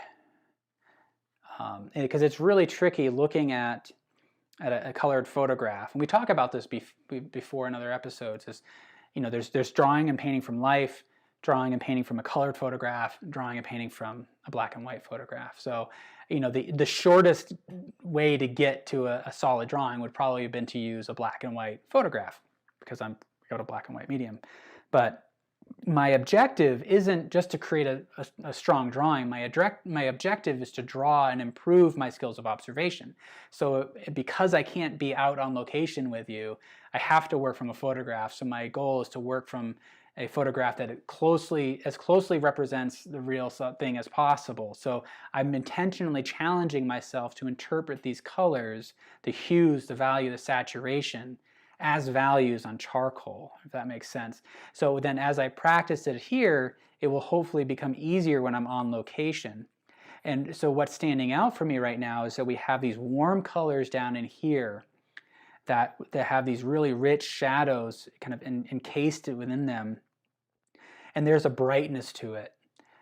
And there's a different quality here than in the sky, where you have all these blues and there's brightness to the sky, right? There's all that light bouncing around the particles in the sky. So interpreting those values is going to be tricky. So in this case, actually what helps me is I can see the thumbnail, the one that's right below me right now, next to the drawing. That thumbnail kind of suggests that this as a total, as a whole value, is a little bit darker, needs to be a little bit darker. And because when I look at this part here, I think light, I think bright is hitting those things, is really reflecting off the grasses. And my tendency is to pump up the contrast. And so sometimes I have to trust myself that if I lower the contrast, it'll read it still effectively as light. So I'm going to use that smaller thumbnail as my guide here, more than the full scale one that's just to the right, or just to the left of my drawing here on the screen. And the same with here. I'm going to drop the value of the road down a little bit.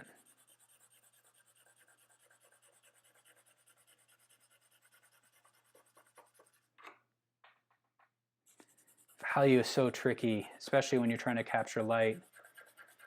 And there's so many instances like where actually darkening things makes the light feel stronger. It's more accurate, and always so weird.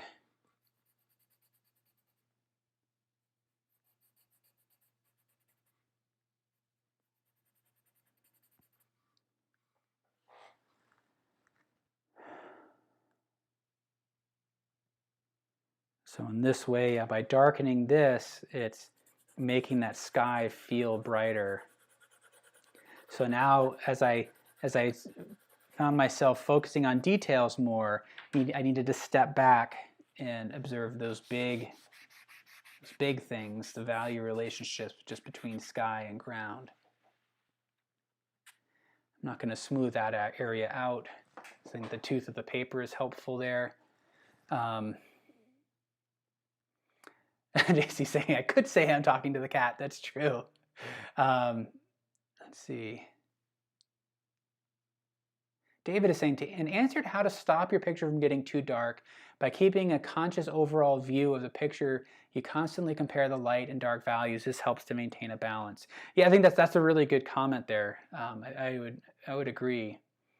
Yeah, I think there's also kind of a quality of sneaking up on it. So I'm not I'm not utilizing my richest tones in this. I have my 6B that I'm going to pull out later. It's going to go even darker. And there is kind of a calibration that happens as we work. And so one thing that you might kind of double check too is this, I mean, if you're using the darkest dark possible, you may be kind of stuck to some degree. But if you're kind of holding back using a harder graphite, or charcoal, first, knowing that you can go darker, that may be helpful to kind of adjust the key of your drawing. And then just start lifting with a kneaded eraser if it's too dark, I guess.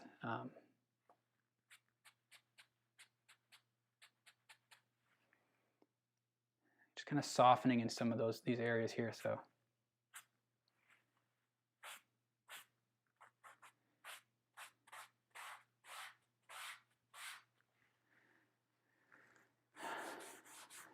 Kind of taking a bit of a break before I move on to some of the final details in the road, and then kind of bringing everything together. So I think it now is probably time where I can switch to the road. And before I pull out any of the highlights, so you can observe in the reference image, there are these kind of streaks in the dirt road as it recedes away. It's packed down in different ways. So before I pull out any of the lights, I'm going to refine the darks. Kind of take a light pass through this first, and using the side of the pencil to create kind of irregular forms. What I want to be conscious of as I go across is the way at which those lines radiate through. So I've got the left side, I've got the right side on the middle that I'm going to focus on first. And so there are these subtle dark marks right in here where it's essentially vertical. So if I place that properly, and then I establish the angle on the left side, and I establish the angle on the right side, just a short part, especially focusing on how it originates from the bottom of the page. And then I can start to create that transition. I can focus on creating lines that radiate from vertical on the left here to that angle on the right. So rather than work from left to right, it's kind of bouncing from left to right to center, and then breaking it into sections and from left, right, and center.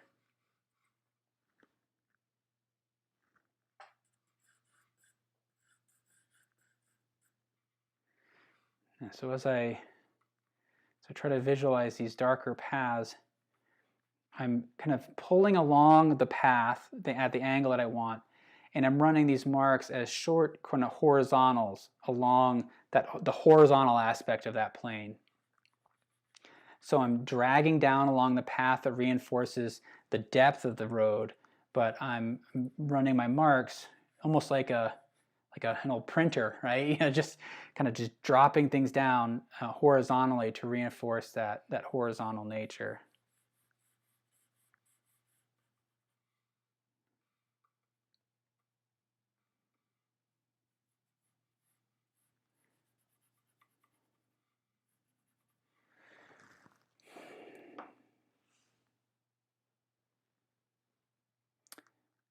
Good comments there, Wilma. So people's eyes and brains fill in detail, so no need to provide that level.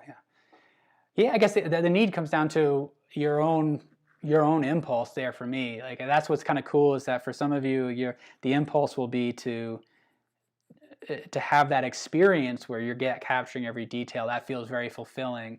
And for some of you, it may be to be more expressive and suggestive, and that may be the part that's fulfilling. So I've kind of lost sight of that edge there. I gotta resolve that to some degree here. All right, so now as the road is starting to come together, this is what's cool about perspective, is that there becomes a point at which your brain really starts to flip between seeing it as a two-dimensional mark on the page, as angles on the page, and as lines in perspective. And so the closer you get to accuracy with your perspective, the more easily things become apparent when they're off.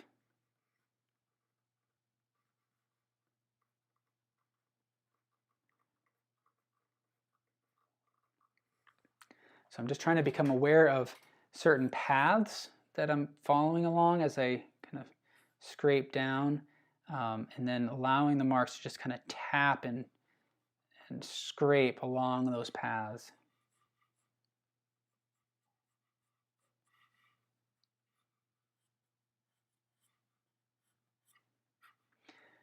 And keep really kind of break up your marks as you draw this road so it doesn't feel like stripes. You want these all to be suggested. There's a nice little shadow here across the road.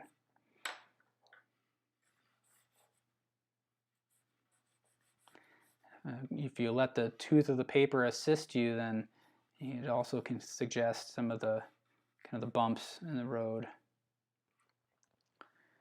All right, so now I can use the eraser to kind of pull out some of the highlights there along the road.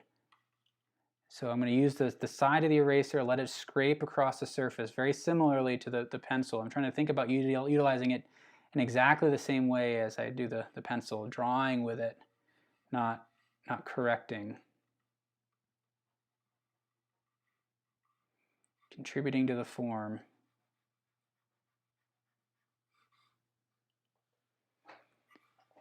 And get some of that light right in here. It's really much stronger as it kind of catches the lip of the road.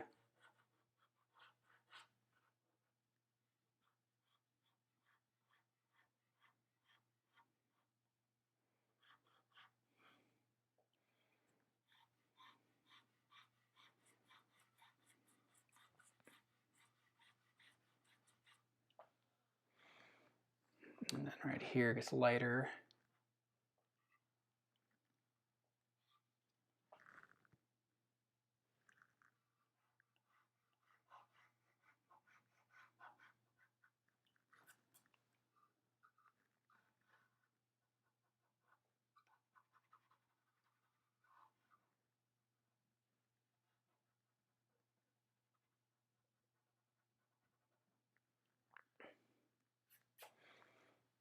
All right. And there's this light that catches on this berm over there. Interesting. So I'm going to let that.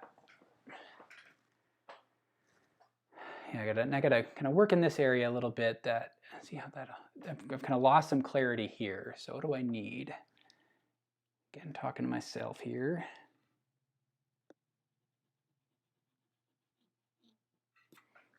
A thin light across here, a little too heavy.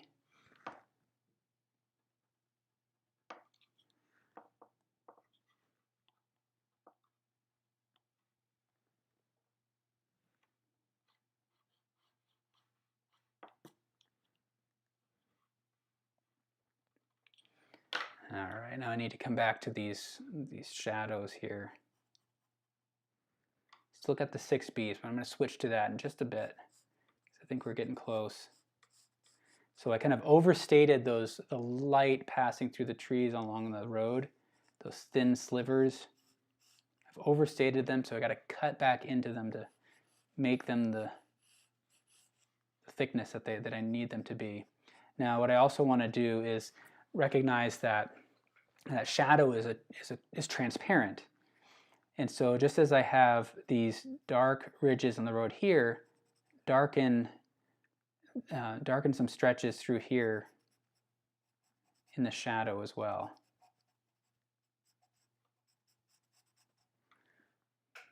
To create that sense of transparency. And it doesn't have to be a whole lot, but just a few marks can be enough to really pull that together. There's this shadow along the edge of the road. Come up the berm, across here.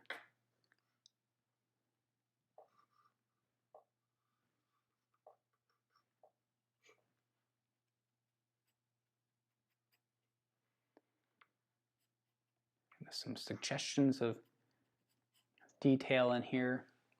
I don't think we need a whole lot, but how's everybody doing? Everybody following along? Anybody stuck? Anybody finished? If so, how'd it turn out? What can we help with? Yeah, so right now, again, I'm just kind of adding some kind of clear, more clearly defined marks.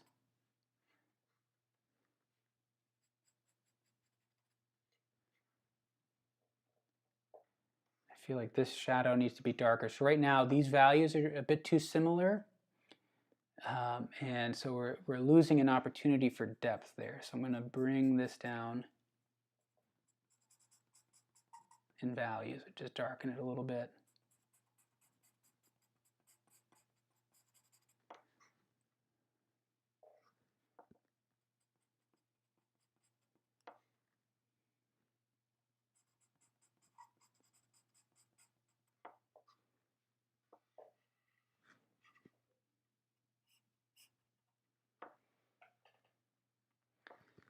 And then I got to come over here and work that shape of the tree a little bit. Kind of give it a bit more definition along there. Let's see, I think similar thing again, we have values that are too similar here. So I'm going to darken this. It looks like it needs to be darker.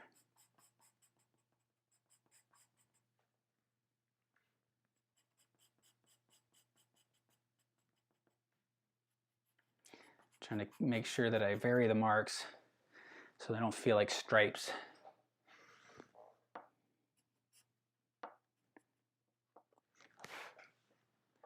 And now I'll switch to the 6B. David Walker saying, I'm quite new to it. Any advice for beginner? What kind of paper should I be using? I mean, generally, I think if you're just starting out, play around with charcoal, graphite, pen and ink, variety of different media, and you'll notice on the pad of the paper what it's designed for. So there's some general drawing papers that work effectively for both. Maybe a smoother paper for graphite, like a vellum or a Bristol board, and try then a rougher paper for charcoal, and experiment with different weights to see what works for you. So I think it's really important to invest in a variety of different things that you can experiment with to see really what you connect with. Some people really like charcoal. Some people hate it. Some people learn to love it. Some people learn to hate it. We kind of switch back and forth between all these things. But you'll notice they'll generally say, these paper companies like Legion or Strathmore, Canson, they'll say what that paper is really designed for. And I would trust that to some degree, because they put a lot of effort into designing the papers to hold the materials the way you want it to. Lolita is asking, how do you know when your drawing is done? It's a good question. For me, I'd be curious to hear what everybody else has to contribute to that topic. I think we've brought it up before and had some interesting results, so I'm kind of curious to hear what you all say. But for me, it's about, when am I no longer making statements about the subject is generally the rule that I give myself, because I want to I don't know, basically stop when I feel like I'm just messing around. If if I want to make sure that my marks, to as much as possible, are expressions of what I understand about the subject. And if it feels like I'm just kind of picking away and finishing something, but I'm not really making any statements with the marks, that's when for me I need to push back. I need to kind of slow down, or maybe I think I'm getting close to being done. But it's different for everybody, and because it depends on your objectives with the drawing. But you know, now you can see, I hope it's showing up in the camera effectively, but as I'm adding the 6B now, it's a little bit darker, a little bit richer, softer than the 2B, and it's creating a bit more depth in some of these shadow areas. So I want to be really selective with it. I don't want to just replace the dark values that I currently have. I want to contribute to it. So now it's qualifying some of the values that I have, and hopefully helping to interpret the values in a different way. And I'm not using my darkest darks right up against the edge of the tree, because actually I want there to be a bit of a round quality to it. If I bring my darkest darks right up to the edge, it could flatten it out. If I do need to bring it, if I see something in the tree where it feels dark right up against that edge, I just want to be really selective and conscious of it. So now by adding those darkest darks, what it makes it feel like is these darks in here are actually kind of bounce light, and it gives a bit more life and energy to the tree. So there's something to be said for saving your tonal extremes for the end, your lightest lights and your darkest darks. So you're kind of being selective with it.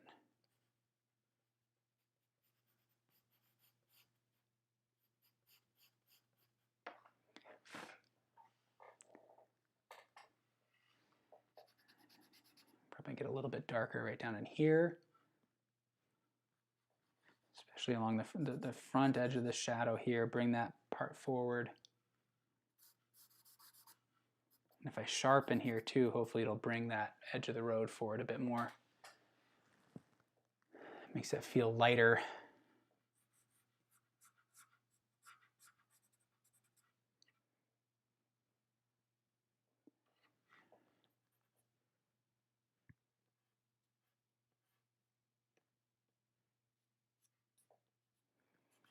So I feel like I've missed the mark in some of these proportions. No! That's no fun. I need that pencil still, and it just broke. Oh, well, I don't really have my sharpener handy. So I've got this guy right here that's all dull, but I think it'll work. That's always fun. I think it can be sometimes helpful to limit your tools, as so much of the heart of creativity is seeing how much you can get away with the limitations you're provided, and so working with just an old stump of a 6B pencil, what can it do?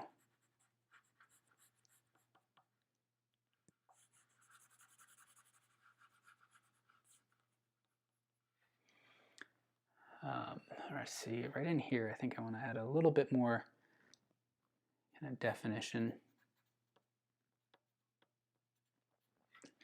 Some shadow suggestions in there.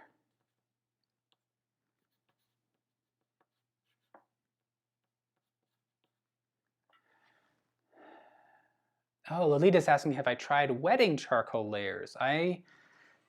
Gosh, years ago I would play around with that, but I haven't. I do have some water-soluble materials. I believe they're Derwent. Where are they? So I have this water-soluble graphite that I'm excited to play around with, but I haven't much. Need to experiment with it more. Is that something that you've been working with? What do you like about it, if you have? I do know some watercolor artists that work that way to establish preliminary studies before they complete a painting.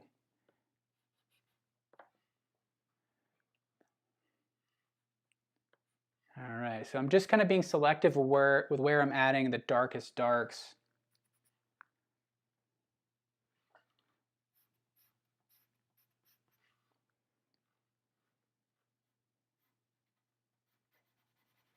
See if we can bring this down to a level of completion. But I feel like that's pretty much, this is about as far as I need to take it today.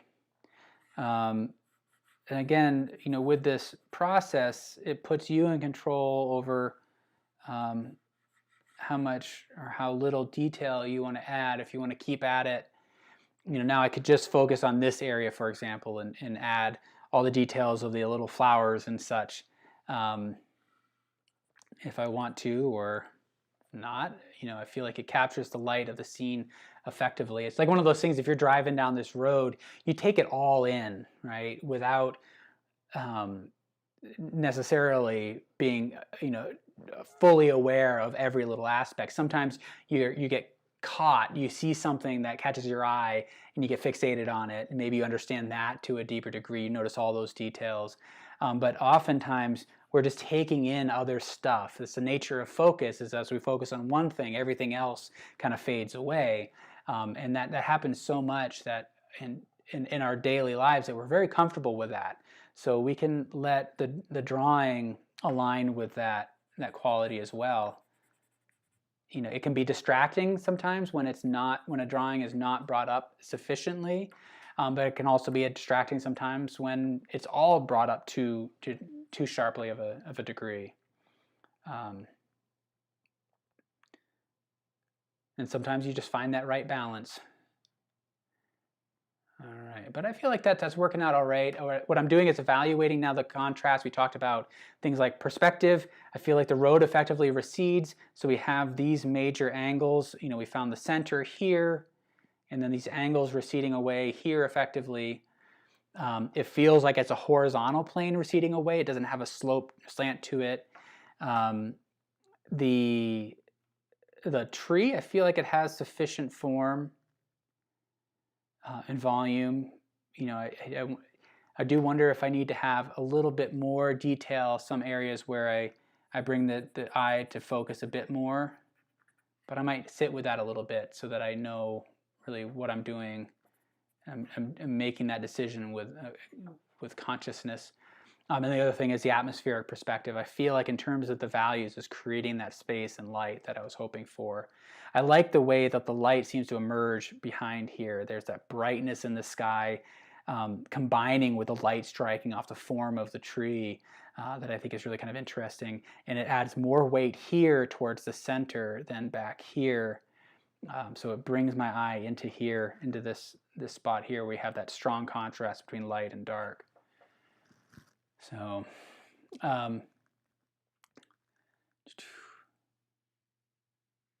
Cynthia's asking a good question. Do you think you can overdraw and ruin the whole thing? I definitely think so. I've done that before. At the same time, you know, there are artists like, who is it I'm thinking of? I can't remember his name now, he would work a drawing. He's more of an abstract expressionist. He would work a drawing so much that he's actually erased through the paper, and he slaps another piece either in front or behind it, and then just keeps going, right? And that, you know, so there's a mindset for it that may be different for each of you, with how hard you really hammer away at something. But I think you really kind of learn where that line is by going over it. So if you find that you're being too tentative and not really pushing a drawing far enough, then set yourself the goal in some of these exercises to push it too far, and recognize that, you know, just like as we do in this show, this isn't about creating a drawing that I'm going to be hanging up or selling or doing something. This is an exercise to help me improve. And with that in mind, I want to experiment to some degree and be willing for it just to fall apart, because there can be so much that you learn when you cross that line, when things really do fall apart. So give yourself some of that flexibility, and if you take it too far, then that can be exciting because then you may discover something in that, or maybe you've discovered that you haven't been taking your drawings far enough in the past. But sometimes, if sometimes it's just the nature of the material. Sometimes the charcoal just can't erase anymore, right? And that is what it is. But then maybe it comes a challenge. What materials can you introduce to overcome that?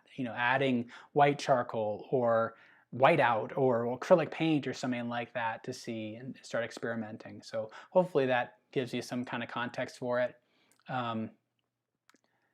Let's see, Colleen, I have to enlarge the reference photo ahead of drawing. I spend time to observe. That helps, and your guidance is so helpful. Awesome. I'm glad to hear that. So thank you. Yeah, I think and with regards to the observation, that's where we're each individual in that way, right? So some of us take time to really observe, take it all in, and then move into the drawing. For me, I like to have the drawing process reflect the process and the evolution of my observations. So sometimes it starts as a mess. It goes through that ugly duckling stage where you feel like it's just going to fall apart, but then it comes together as my observations, my understanding, and it kind of clicks. And my drawing will hopefully click at the same time. I kind of need them both to work together. And then Leah is asking, how do I sharpen my pencil? So I use a razor blade. I don't have access to it right now, I'd show you, but I just use a razor blade and I kind of carve away. It's really helpful to make sure that it's really sharp. They dull quickly, especially with the graphite and charcoal, it can dull a blade, and then it starts to break off more quickly. And then Andy is asking, how do you fix the drawing? So I don't spray fix my drawings much. I mean, if I were to give this to somebody, I may fix it, frame it, put it behind a mat and behind glass. But because these are exercises, I don't worry about it. I just kind of have them all stacked up in this bin here.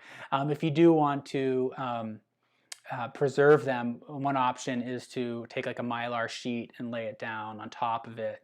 And then you kind of stack your drawings that way, and in a way where it's not getting bounced around and it's kind of staying flat and steady.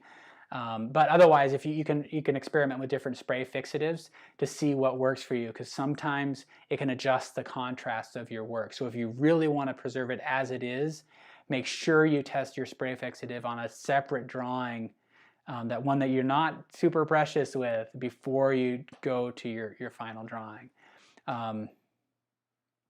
Art Maven. Oh, I'm glad to hear it. Yeah, if any of you have students, if you really like what's happening, bring them our way. I'd like to see the community grow. I've seen some of you work as whole communities of people. I'll hear from some teachers that I'll see what work is being done, and that's awesome. I've seen some exhibits, entire exhibits just with drawings from this class and other classes as well, so it's a true honor to see that. Diane B13, do you think the white area on the bottom right is too bright? Right over here, it could very well be. That's a really good observation. Thank you for bringing that out. So early on, I made the decision to slightly darken the sky and create a lighter highlight here to bring that forward. But I'm not sure it's really working right now. So as you draw my attention to it, I kind of have become blind to it. It almost feels unfinished, not like a substantive element that's projecting forward. So let's see what happens. Let me reverse that. So what I'm going to do is actually I'm going to erase the sky here. I'm going to lighten that up. This is going to be a fun experiment. I'm going to lighten that up and then drop the tone slightly. So this is just using the weight of the pencil, using this overhand grip, so I get a nice wash of value.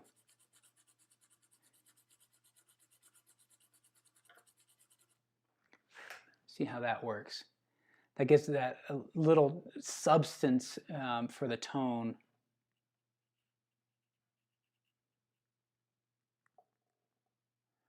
Oh, actually, that was a really good observation. I'm going to drop that tone there, and then there's this ridge and along in here where I can pull out some, lighten up that value there, and then just pull out kind of suggested highlights on that grass and see how that works. Kind of gave up on it too early. Thank you for observing that. That's why we draw as a community. That feels better to me. I don't know if it's fully there, but that was a really good observation.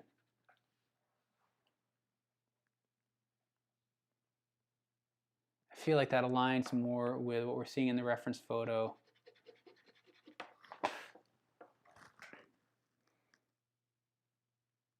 It makes me want to come into here and actually kind of extract some of the highlights from it right in here a little bit, give it a little bit more substance. Some of those lights along in there.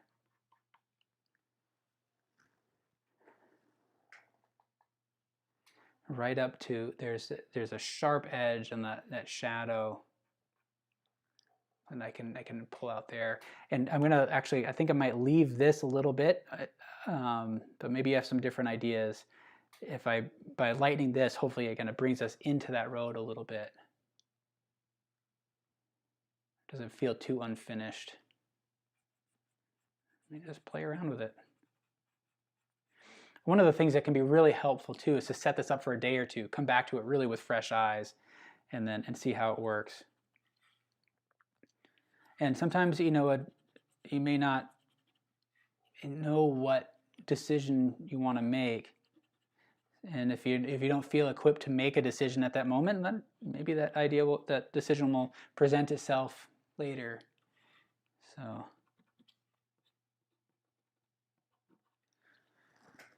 There, it feels a little bit better. Okay. Thank you, Diane B13. That was awesome. Nell Art, you missed it. Well, hopefully we'll get you next time. So again, we meet 3 p.m. Eastern every Wednesday. We're on a roll here. Oh, and then Leah's saying, you know, use a razor blade, but it takes forever to get to a sharp point. It does. It does take me a long time. And really, I think one way to speed it up is to use sandpaper. So that can be an effective way to sharpen. I mean, you're going to lose a lot of material. So sometimes what I'll do, and I've done that in the show here, is I'll kind of carve away the wood part, which is kind of the fast part, and then actually sharpen it on the page as I go. So if I use that overhand grip, when I'm working on the side like this, it's constantly sharpening that point. So depending on the drawing, if I know I have to fill a large area, rather than sharpen the pencil in advance, I'll actually use that time as I'm filling the page to sharpen it then, saving it for the end when I need those details. Thank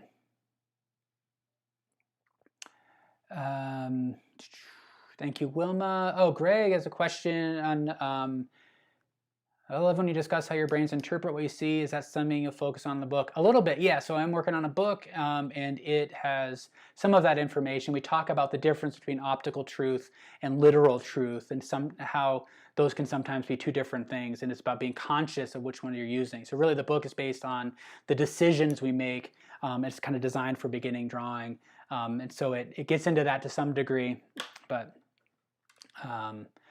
awesome. So I think we got it. We ran a little bit long today, but thank you, Diane, for those final comments. I thought it was done, but you found something that helped, I think, make it better. Oh, Alita's saying, sometimes I find myself going back a year to tweak some drawings. I've never quite done something like that, but I've heard other artists as well. So thanks for sharing that. Thank you, Pat. I want to thank you all for joining me. This has been a blast. I'm so excited. I don't know what we're doing next week. I cannot remember. I'm so bad at that. Everybody asks, like, what are we doing next week? And I can never remember. But it's going to be something fun. Oh, Greg, your comment just came up for me about what we're doing next week.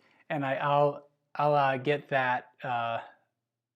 I'll get that up posted soon. I'm hopefully going to work on that drawing right after this. But I'll probably be doing graphite, since the last two drawings have been charcoal. So if not graphite, then I might do one on toned paper so that we can work with both the dark charcoal as well as light charcoal. So I like to vary things up a little bit. So let's see what happens. I'm kind of feeling like doing some graphite since it's been a while. So, all right, thank you everybody. I'm going to sign off because I've kept you far too long. Yes, I will let everybody know when it comes out. It'll be probably about a year before it actually comes out. It takes a while, so it's all done. It's just being reviewed right now. Oh, and be sure to keep an eye on Artist Network for the Artist Talk. So next Thursday, with the discussion with Aaron Schur on landscape painting. I'm super excited about it, and really the mindset there. But that's going to be exclusive to members to be able to participate in that. So, so check that out. I will see you all next week. Have a great weekend. I can't wait for the next one. Bye.